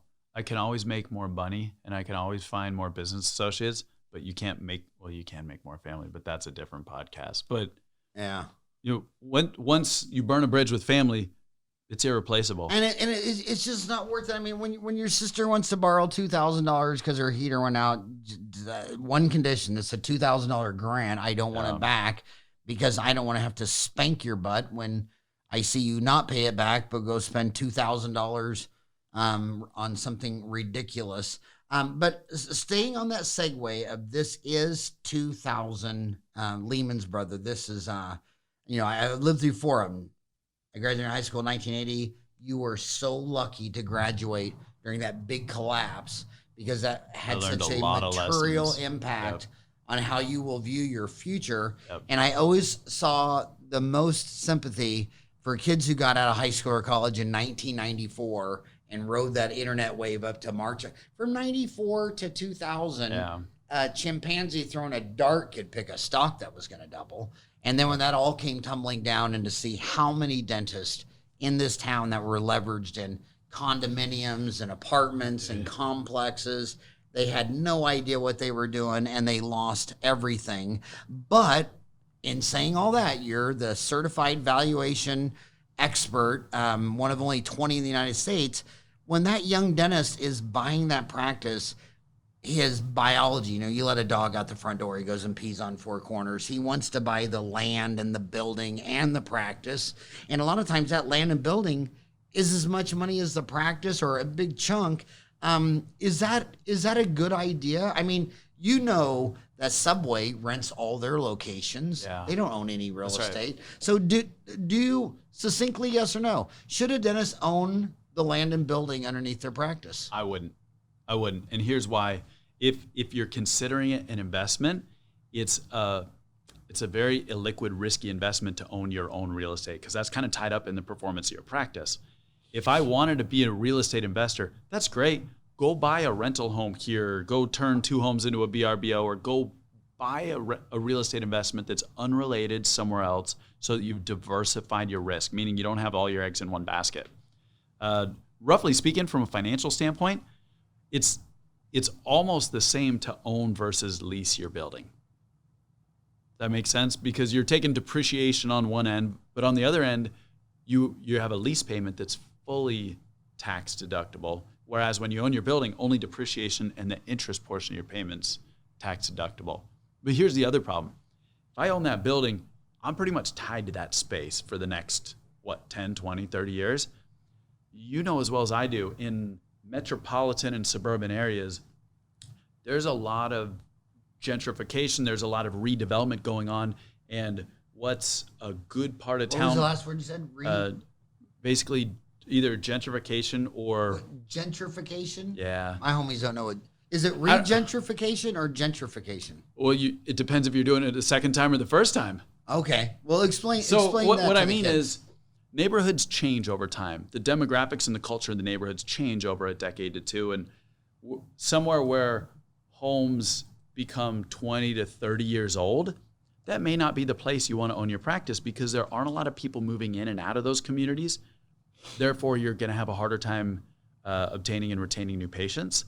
So I'd want the ability to move my practice every 7 to 10 years if I wanted to follow, not move it 10 miles away. I don't do anything drastic, but if you need to move your practice to follow the growth or follow the redevelopment of neighborhoods, you want to have the flexibility to do that.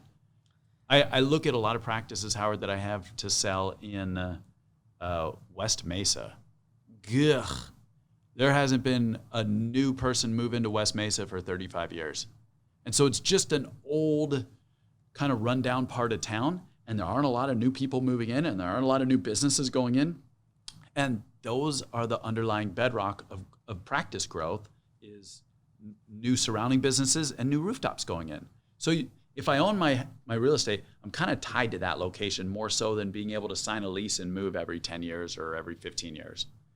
And again, that's an opinion, not a fact, but that's what I do. Great. You like real estate. You want to bet on real estate, own a building somewhere else. So gentrification really is when people move into poor neighborhoods and start fixing it up. And a lot of times the poor people are seeing a bunch of changes. But when the advantage of lecturing in 50 countries around the world and living in the United States, which is a huge sample size. I mean, the United States it's 4.5% of the 8 billion person herd.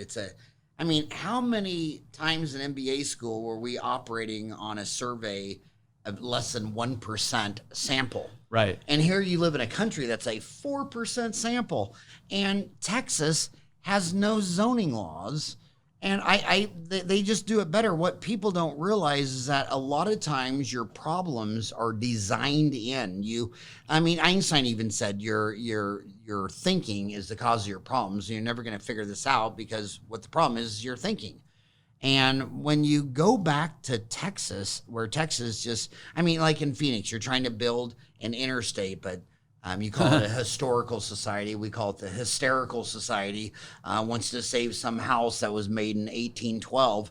Well, if that house is so important to you, you go buy it with your own damn money. Oh no, it's so important. I don't want to spend $1 of my money, but I know I can run down to City Hall and cause a commotion and get someone else to block that. And Texas just says, you know what? If you want to buy a house in your neighborhood and build a 100-story building, knock yourself out. So when you go to all these problems where there's not enough housing in like San Francisco, it's because of all the zoning, because some rich guy doesn't want you to block the view of the bay. And once you get rid of all that and make it a liberal free-for-all, you just don't have those types of problems. I wish you would get Rick Andrews to come in and talk about real estate. But he may have a different opinion than me on real estate I'll tell ownership. you how hard I work for you guys. Because of that question, I got Grant Cardone to come on, not once on this show, but twice. He was episode 185, so he wasn't as important as Tanner Milne, who was in the first 40. But I had him come back on 525 because Grant, I asked him this question. He says, real estate is a business. Dentistry is a business. They're not related. And Grant's entry-level real estate idea is you start with a duplex of like 12 to 16 units, and you live in that one duplex for free, and you manage the collecting the rent and fixing the toilet and mowing the yard for the other 16 until you get enough cash flow to buy another 12 or 16 duplex. And then at that point, now you can bring on your first, what I call a Lori, a Dawn, a Stacy, a Ken, a management team to help you start with the business of real estate. But if you're going to get into the business of real estate and your real estate portfolio is one business building and you're the sole tenant of it. You're the sole tenant. Yeah. And the other piece of real estate, your house, is not an investment. If you think your house is an investment, you should put the bong down now and just quit smoking. I mean, every study known to man, you can, whatever that house payment is, you could rent that same house for about 85%. And if you put the difference in the 85% rent and the 15% what you pay into an S&P 500 index fund, the money you made by owning your house for 30 years will be 1/3 of the money you would have if you would have rented that house. And not to mention, when my mom called me last week that her heater indeed broke out, and that was a $2,000 thing. Well, if she was a renter, the landlord would have put that in there. Yeah. But when you're my mom, it means I get that lucky advantage. So here's a couple other things that I'd suggest to younger dentists, either in school or coming out of school. It's so counterintuitive, but don't try and accelerate the payments on your student loan. I mean, that flies in the face of Dave Ramsey disciples, right? That you want to get out of debt as quick as you can. But Chattanooga, Tennessee. What's that? Dave Ramsey. Is that where he's from? Chattanooga, baby. Oh, good for him. When I went down there, they have a hotel that's a train car. See one man's junk's another one's value. Yeah. Some hee-haw went and found a couple of cabooses, drug them right downtown and made a hotel out of it. It's the coolest damn thing. Wow. But anyway. So what I'd say is take that extra money you're earning as an associate, keep your living expenses low, and instead of putting it towards the principal of your loan payment, set it aside in savings, in non-retirement savings accounts. Because when you go apply for a loan to buy a practice, the bank doesn't care nearly as much about your student loan balance as they do about the cash in your account. I have a practice right now that's I'm transitioning in Scottsdale, and it's selling for $2 million. So if I walked into the bank and I said, hey, I want a loan for $2 million, you know what the bank's going to ask me? They're not going to say, hey, Matt, what's your student loan balance? They're going to say, how much cash do you have? In savings, checking, it can be stock market investments, mutual funds, bonds, but not tied up in retirement.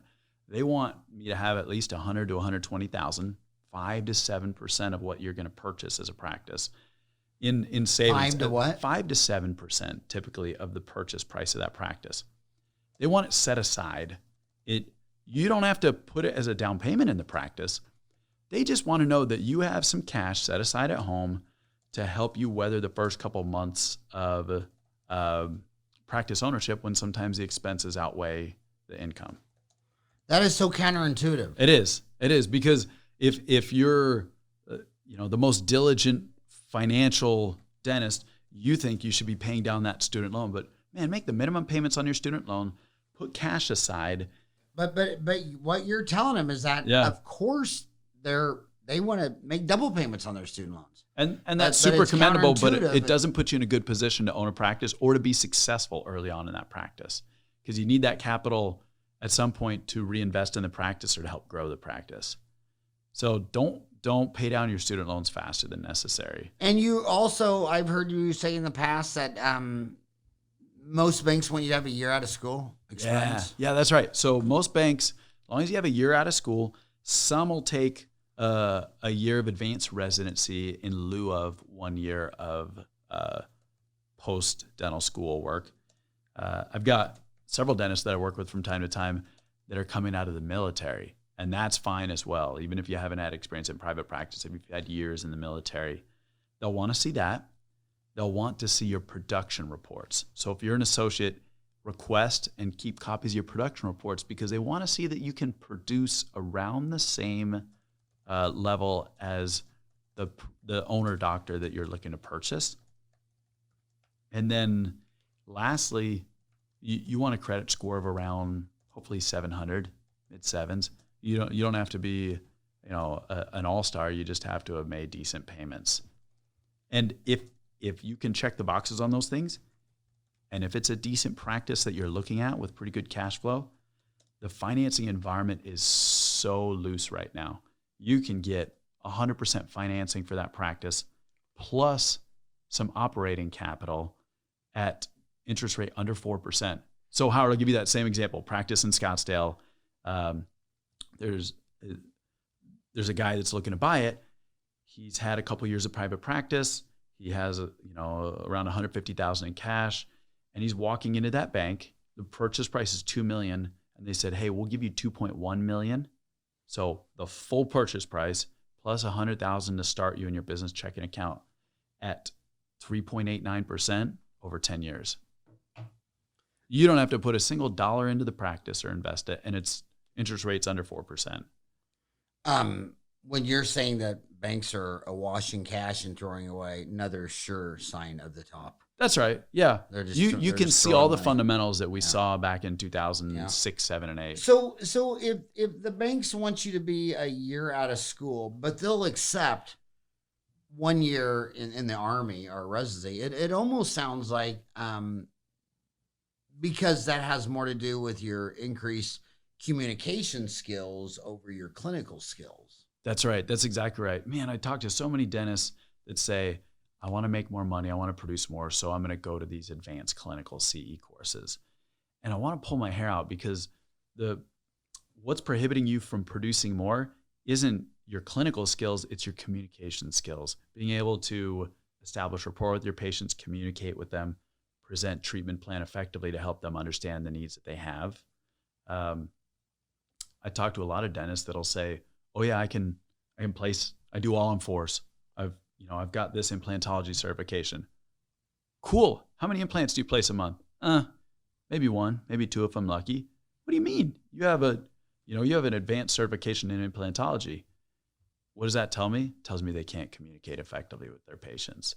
So usually the barrier to increased productivity has nothing to do with clinical. It has everything to do with their ability to communicate. And I go back to it all the time. I mean, we live in this country where the average new car price in America is $33,560, according to two sources, Kelley Blue Book and USA Today. And on average, the average American will buy 13 new cars by age 76 years old. Source Anthony Pratt, poll director of forecasting. You've never sold one case the size of a new car. When you talk about an all-on-4, and there's guys in this town that do an all-on-4 on at least at one arch, maybe two arches, so 25 to 50,000 every Friday for the last 10 years, and you've never sold one case in your lifetime. And you think it's because you live in a poor country, you're out in Nebraska and it's a bunch of corn farm. You have 1,000 million excuses other than the fact that you have no idea how to present, sell, and collect a good case, and have no understanding that when any of your friends buy a new car, the first thing they do is drive it over your house and show you, and they're all excited, and it just made their day. And when you do this to a person, there's one patient I'll never forget. She looked at the mirror. She had to take a knee. She couldn't even breathe. I mean, she just knew she was going to be edentulous with no teeth. And now she had a Hollywood movie smile at age 50. And she thought she was going to be the witches have big noses and chins because they don't have any teeth. She was losing all of her teeth.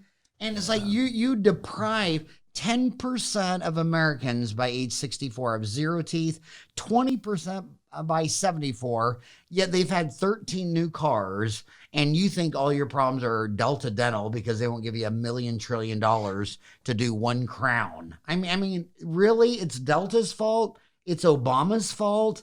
Oh, everything should be covered by Obamacare? They show up to your office with a pack of Funyuns, eating Cheez-Its and drinking a Dr. Pepper in a brand new Ford Mustang for $33,500. And guess what? They can't fix all their teeth because of everything else other than you and that person. And when you sit there and that's where I've seen the biggest disaster transitions in my 32 years is someone, one will always come to my mind is the guy in Glendale that was like knocking it out of the park at like 1.8 million a year, sold it to some kid that came from money so he could get that loan. But he was a great clinician. He'd been to all the institutes, but you know, the one thing he couldn't do? Yeah, communicate and treatment plan effectively. He couldn't sell a case. That's the key. Yeah. It doesn't matter how many tools you have in your toolbox if you can't use them. Yeah. I mean, my God, before you go learn, LD Panky used to always say, you can't sell a product if it's not sitting on the shelf. So indeed, you do need to learn how to do dentistry before you can sell it. But what I see is people learn how to do dentistry and relearn it and relearn it and relearn it their whole career, buying all this equipment, and they still have not come to the conclusion that they can't sell any of these cases. So what do you think is more important when you come out of dental school, to take courses on clinical or communication? Communication.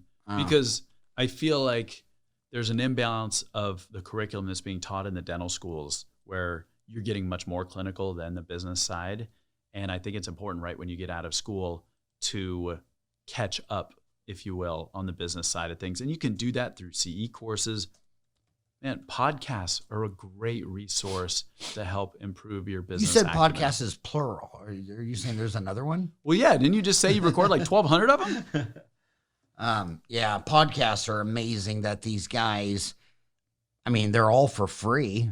I mean, you're doing this, and I benefited from them when I was a kid on the ham radios in the farms. Yeah. And all my farmer friends, dad and grandpas, had ham radios, and then when you're driving in the car, it had CB radio. So I always thought that was impossible. And then the other thing is, and by the way, I don't want to beat up Heartland or Aspen. I love Rick Workman. I love Bob Fantana. I love Steve Thorne at Pacific. I love all these guys. And there's nothing you can say about them that's not true about associate offices. These dentists come out at AT Still. They don't like working for anybody. Doesn't private practice or clinical. And if you in fact, they actually stay the longest at Heartland.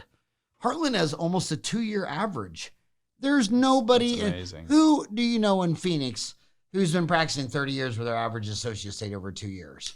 I always joke that associate years are like dog years. Yeah. Right? Yeah. One dog year is worth 7 years. Like 1 year as an associate is the equivalent I've had of being 7 associates years for somewhere. 32 years. So it's that 80-20 rule where 20% give you that 7 to 10 year time and it's worth it and you make money and it's all great.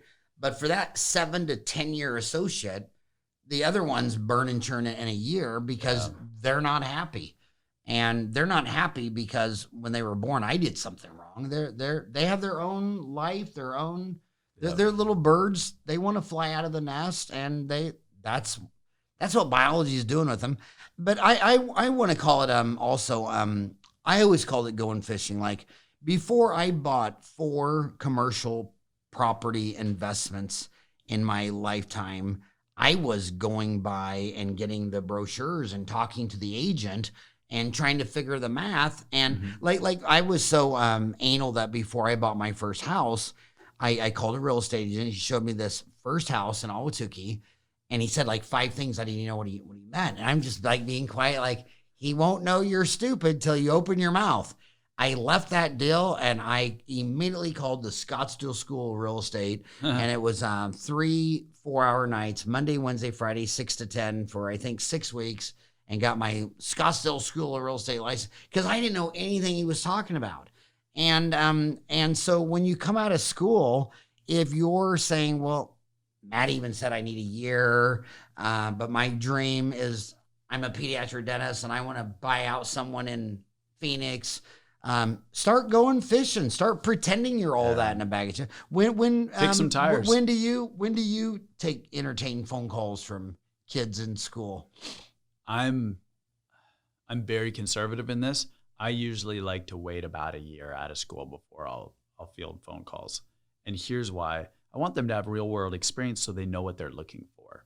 Until you've been in private practice for a year and worked for 1 or more practices, you don't really know what you want to be when you want to grow up, what kind of practice you want to look for. You can formulate some opinions and theories, but you need to go out and test them in the real world and see what you want beforehand. So After a year of being out in private practice, great, call me up.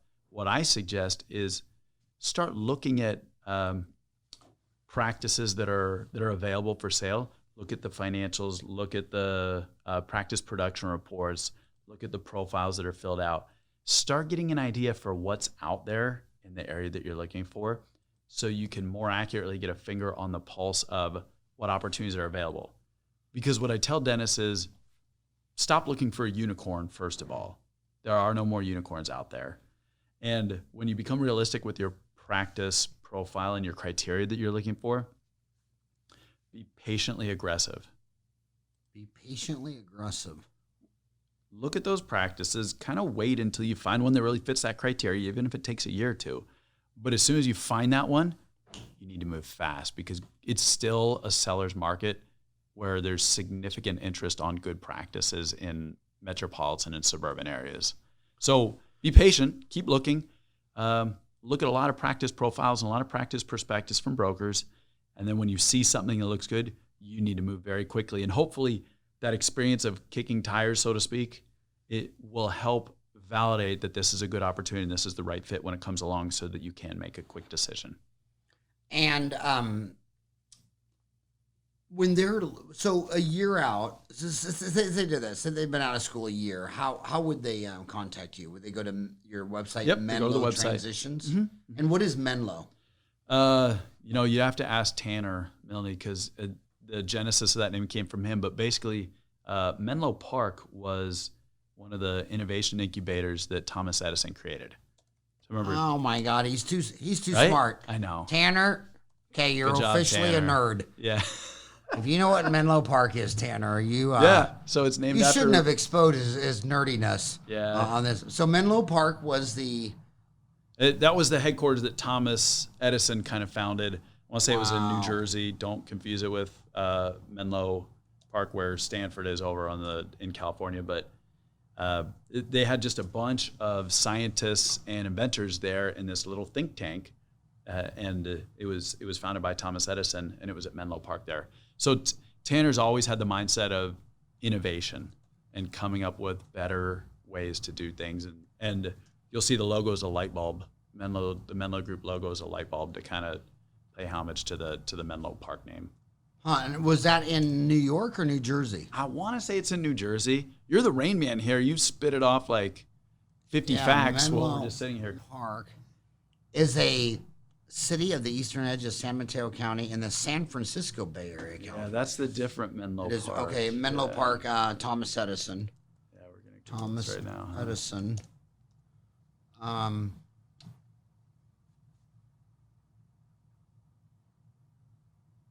It's in Menlo Park, New Jersey, Middlesex County, New Jersey. Oh, thank goodness I was right.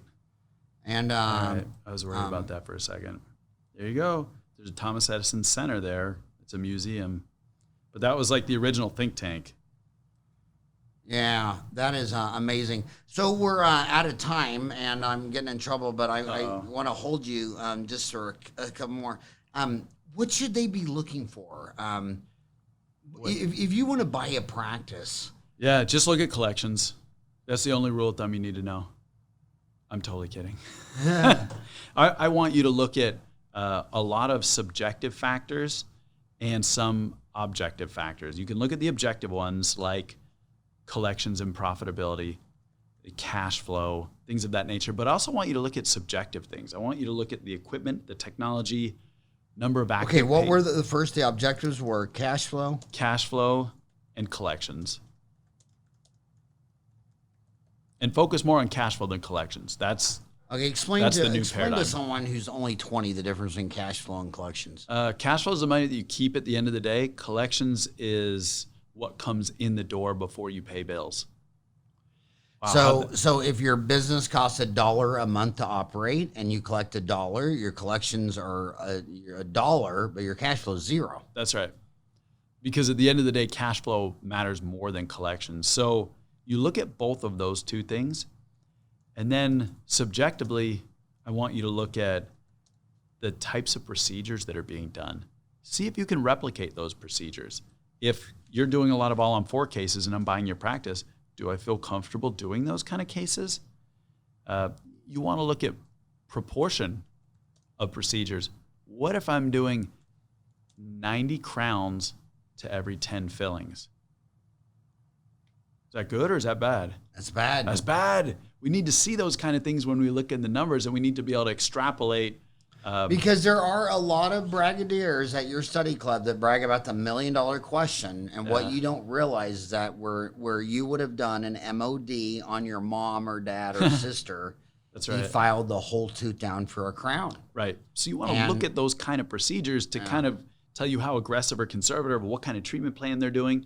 You need to look at And average. it is aggressive because when you do a crown, 5 years later, a third of them died and needed a root canal. So, Hippocratic Oath, first do no harm. Do no harm. Right. So continue. Look at those. Look at your active patient count. But active patient count is such a misnomer depending on how you define it. What I dig into it further is how many patients have been seen in the last 18 months for a non-emergency. You can sometimes kind of get a feel for active patients by looking at the number of hygiene days per week. If I have 4 hygiene days per week versus 9 hygiene days per week, which one has more active patients? It's kind of a no-brainer, but you want to look for hygiene. I didn't understand active patients is the number of patients seen last 18 months minus emergencies. That's how I like to define it. I Why think is the that? ADA's definition is number of active patients seen in the last 18 months or appointed to be seen in the next 6 months, but no practice management software is going to be able to report that. It's debatable. You could say it's patients in the last 12 months, 18 months, or 24 months. Some say emergency, some say no. But if I'm buying a practice, the fact that, Carl came in on a Groupon just to get an extraction because his tooth hurt, but he's never had a cleaning in your practice, I don't feel like that's an active patient. Yeah, but Groupon patients, okay. They're the best. Groupon so patients you are lose awesome. money. You'll make it up in volume. Yeah, And their loyalty is zero. that's right. Groupon was the metaphysical race to the bottom. Yep. Just absolute race to the bottom. Okay, active patient count is the number of patients seen in the last 18 months. Everybody agrees on that. It was an interesting point that you want to back out emergencies. But what did you say about hygiene patients? I look at the hygiene, number of hygiene days per week. And what are thoughts on that? If you're trying to use a really rough rule of thumb, around 250 active patients per 1 day of hygiene.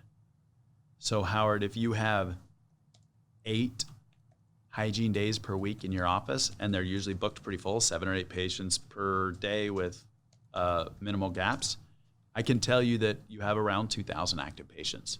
That's 8 days times 250 So what patients do you think per about day. when she's looking at a practice in Salina, Kansas? The city hasn't grown more than, the population of the United States grows about 1% a year, which is a really healthy growth rate. And the old man's practiced from 25 to 65 in a town that only grows 1% a year, and he's had one hygienist for the same 40 years. Why? And he's still advertising, and he still spends 3% of collections on marketing for new patients. Why is he still spending money on marketing for new patients 40 years later in the same town? I have no idea. It's probably wasted money, honestly, because what he should be doing in a small town is using internal referrals and figuring out systems to have internal referrals. But man, those are areas where you probably don't have a lot of net new patient growth and net new population growth in that city. So you want to focus on existing patients and reactivating and making sure that you don't have any attrition, more so than you want to chase new patients, because you can't chase new patients in a town that's not growing in population. Well, in Salina, Kansas, every time a girl gets pregnant, a guy leaves town. That is the problem. So that's a 1-to-1 ratio. So what percent should she be wondering what percent of the revenue is hygiene? Is there a good, a bad, a floor, a ceiling? Anything low than 20% is a little bit worrisome, because that's indicative of either low hygiene and or a really aggressive doctor that's doing a lot of doctor production, which goes back to the question of, is this replicable production? Can I repeat it?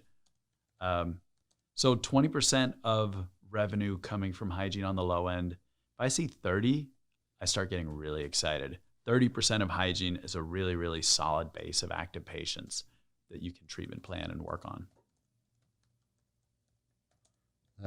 You have so many pearls. And you talk about doctor production by ADA code. Yeah. Why Not even by category, by ADA, by the actual code. I just want to see that I can do what he's doing. I don't just care how much endo you're doing. How much of that endo that you're doing is molar endo? I want to see what kind of crowns you're doing. What's the volume of crowns that you're doing? Got back to that question of by ADA code will tell you crowns to fillings. Man, if the proportion of crowns to four-surface fillings is significant, then you can both see how aggressive the treatment planning is, and you can also just ensure that you can do the procedures that the other doc's doing. Okay. And production per patient? I like seeing that. I do. You like seeing that? Yeah, because that's another indication of how aggressive or conservative a doc is. If you're producing $1,000 per active patient, man, that's a lot. That means that probably most of the necessary dentistry in that patient base is being or has been done already. And by the way, I want to tell you about something I was talking about yesterday, but artificial intelligence has come to dentistry like a freight train, and most of your artificial intelligence, by the way, when people say, is artificial intelligence, do you think that's going to be a scary thing? Dude, look at 5,000 years of recorded history of natural intelligence. I think you can only get better from that. Yeah. But when you look at human intelligence, though, it's mostly visual based. It's all your eyes. It's not yours. Like I see you at a party. You tell me your name. My ears don't grab it. But at the end of the party, my eyes know it's you. And I walk up to you and say, hey, right. I'm sorry, what was your name again? And you give me a card that I can hold in my opposing thumb, but I can't hold in my ears. And so this natural intelligence, as they're going into artificial intelligence, machine learning, algorithms, sorting, it's mostly object stuff. So they're reading impressions. That's a really good deal. But the X-ray companies like Delta Dental just announced they're rolling out a new AI feature. They're doing it with Dr. Jeffrey W. Johnson, DDS, MS, a board certified prosthodontist in Delta Dental in Michigan, senior vice president, chief science officer, is going with Innova Health Dental, which is AI, because instead of them doing a deal where, okay, we're going to spot check 1 out of every 100 claims, AI can do them all. And what are they doing? They're finding dentists who have submitted the same X-ray 75 times and been paid for the same molar root canal. Yeah. And it's embarrassing for me being 57 to be seeing 50-year-old dentists headed to jail for 5 to 15 years. Like, what the hell were they thinking? So this AI is going to get bigger and bigger because only about 1% of society is a bunch of sociopath, criminal elements, and they ruin it for everybody, but AI is going to catch a lot of them. Number of production per patient, what do you think it should be? I'd like to see 300 to 500, maybe 600 is fine. It's not a really tight range.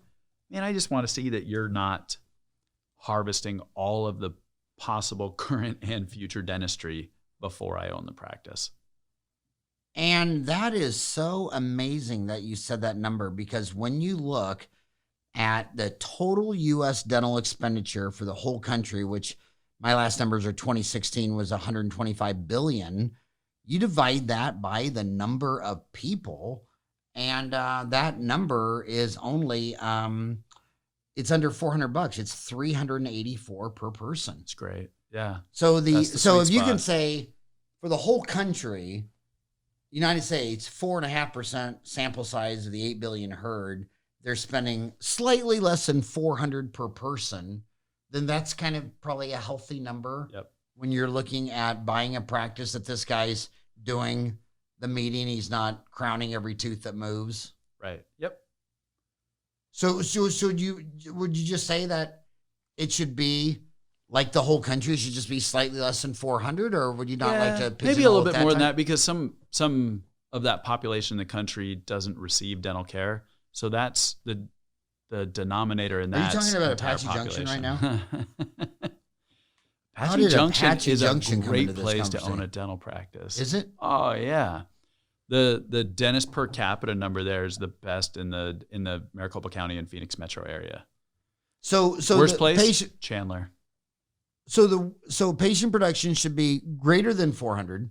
Yeah. You like see 400 to 600? Yeah, 400 to 600 is fine. And then how many active new patients? I'd like to see 20 to 35, and that's really With 20 to 35 what? new patients per month. Oh, new patients per month. I just said active patients, but No, active but patients you want depends on the 20 size of the practice. But you really. want 20 to 35 new patients per month. I mean, that's a healthy number for our local market here. with how many active Sometimes patients? I'll see practices in Texas where they're getting 120 new patients a month. Those are funny numbers, and those won't persist. But what matters more than that, Howard, is the quality of new patient, number one. And then number two, what's your net new patient? If I'm getting 50 new patients a month, but I don't have enough time to fit everybody in my schedule, how many patients am I losing every month that are going somewhere else to get dental care? I see dentists so often that are on this treadmill and they're chasing the next new patient that they lose existing patients. And then if it's 60 new patients a month, but they're all coming from Groupon, what good is that? Those Groupon patients are here for a loss leader procedure, and then they're gone tomorrow on shopping to the next practice next time they need dental care. So they obviously get 20 to 35 new patients per month. Yeah. But how many I wouldn't total sweat active that patients? one too much. I mean, if I'm establishing search criteria for a practice that I want to buy, that's just kind of a good benchmark to look at, but that's pretty far down in my criteria of what I'm looking for. But how many total active patients? Depends on the size of practice. How many do I want? Maybe if I buy a practice that's $1 million, I'd like to see 1,200 active patients. Just 1,200 active for $1 million practice. Mm-hmm. Wow. So Pete Dawson was right. Pete Dawson always said you have $1 million practice with only 10 to 15 new patients a month. That's very possible. If you can diagnose, treatment plan, present, sell, close. I mean, these Americans buy 13 new cars in their lifetime. Yeah. And what LD Pankey and Pete Dawson could actually do is convince you that maybe you should delay your next new car for a couple of years And fix your teeth. and fix your teeth. Yeah, and they're man. so happy when you fix up all their teeth. Yeah. I think last but not least, you always talk about if I really wanted to buy a 3-bedroom, 2-bath starter house, and I went over and you showed me a 5-bedroom, 4-car garage, $500,000 house, it's ridiculous to sit there and start arguing with you over price, Right. because this is not it's too big a house. So talk about quit arguing with price. I always talk about that with younger dentists because a young dentist is in a position where they're very price sensitive. You have a lot of debt that you've accumulated now, and that's a heavy burden to carry, and you're stressed about that. So a lot of times what's intuitive when you go buy a new practice is to try and negotiate and get the best deal you can. And there's a couple thoughts I have on that. Number one, don't argue over price. You're going to kill the goodwill. What you're buying isn't an asset like a house. What you're buying is a practice where you need the support and endorsement of that doc. So if the practice is priced $100,000 above what you want to pay, don't even bother. Just walk away. You're going to erode the goodwill right off the bat if you're fighting on price, number one. And then number two, the other thing I say is a great practice at a really high price is still a great deal. But conversely, a bad practice at a bargain price is still a bad deal. I mean, it's not like you buy it and You just parroted what Warren Buffett's been saying for 50 years. Wow. Okay, and I don't even drink Diet Coke and eat steaks every day like him. I mean, that's what he's been saying for 50 It's true. years. Yeah, you find value, and it's okay to overpay for it, but a dog at a great price is still a dog, and you're not going to make money, and you're not going to be successful, and you're not going to enjoy your private practice. Now, I'll give 2 other quick PSAs for younger docs out there. Number one, we talked a little bit about the economy coming to a precipice here and maybe having a contraction or another downward wave. I would not hold off buying or owning a practice to try and time the global economic market. The reality is the single biggest indicator of success as a dental practice owner is facing you in the mirror. It's yourself. You're going to determine your success more than global economic factors, interest rates, real estate values. So go bet on yourself and don't try and time the market, because this isn't a market commodity. It's investing in your practice for the next 30 years. So don't let economic conditions change or try and time the market, number one. Number two, the one common denominator I see in every successful practitioner, Howard, it's philanthropy. It's giving back. And that's hard to do when you're young and you feel like you need to work as hard as you can and make as much money as you can to try and pay those debts and pay the loans. I volunteer. I've been on the board of directors for several years here at the Arizona Mission of Mercy. Mom. Yeah. So I'm on the board of directors for Mom. I have been for years. I'm a big proponent of it. And it's not coincidence. We have about 300 or 400 dentists every year that come to the event and volunteer. And I get to see under the hood of a lot of practices here in town. I see a lot of financials. I transact a lot of practices. I do a lot of valuations. So I kind of know who's doing what.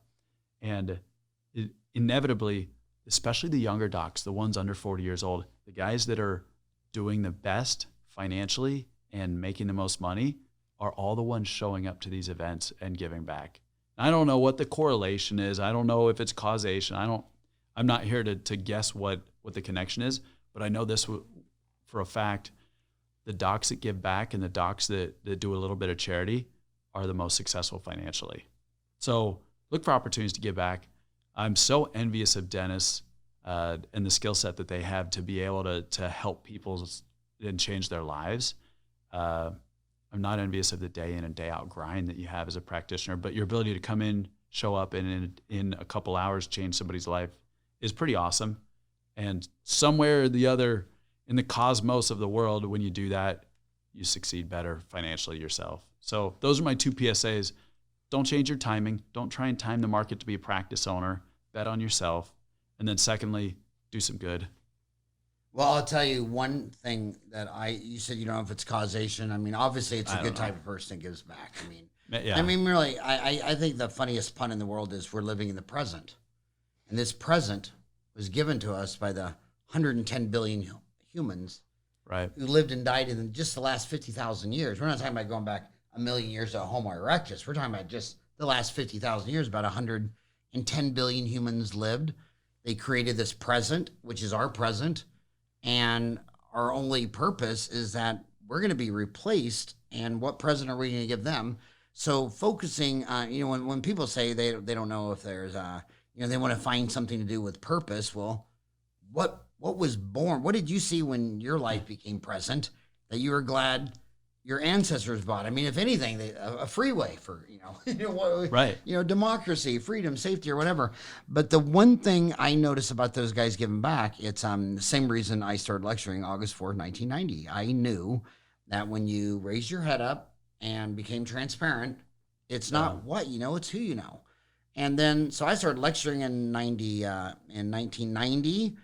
When I saw the internet come out, I started Dental Town. Now I'm doing podcasting. Guys, I know you think you're all that in a bag of chips, but you got to get out there and press the flush.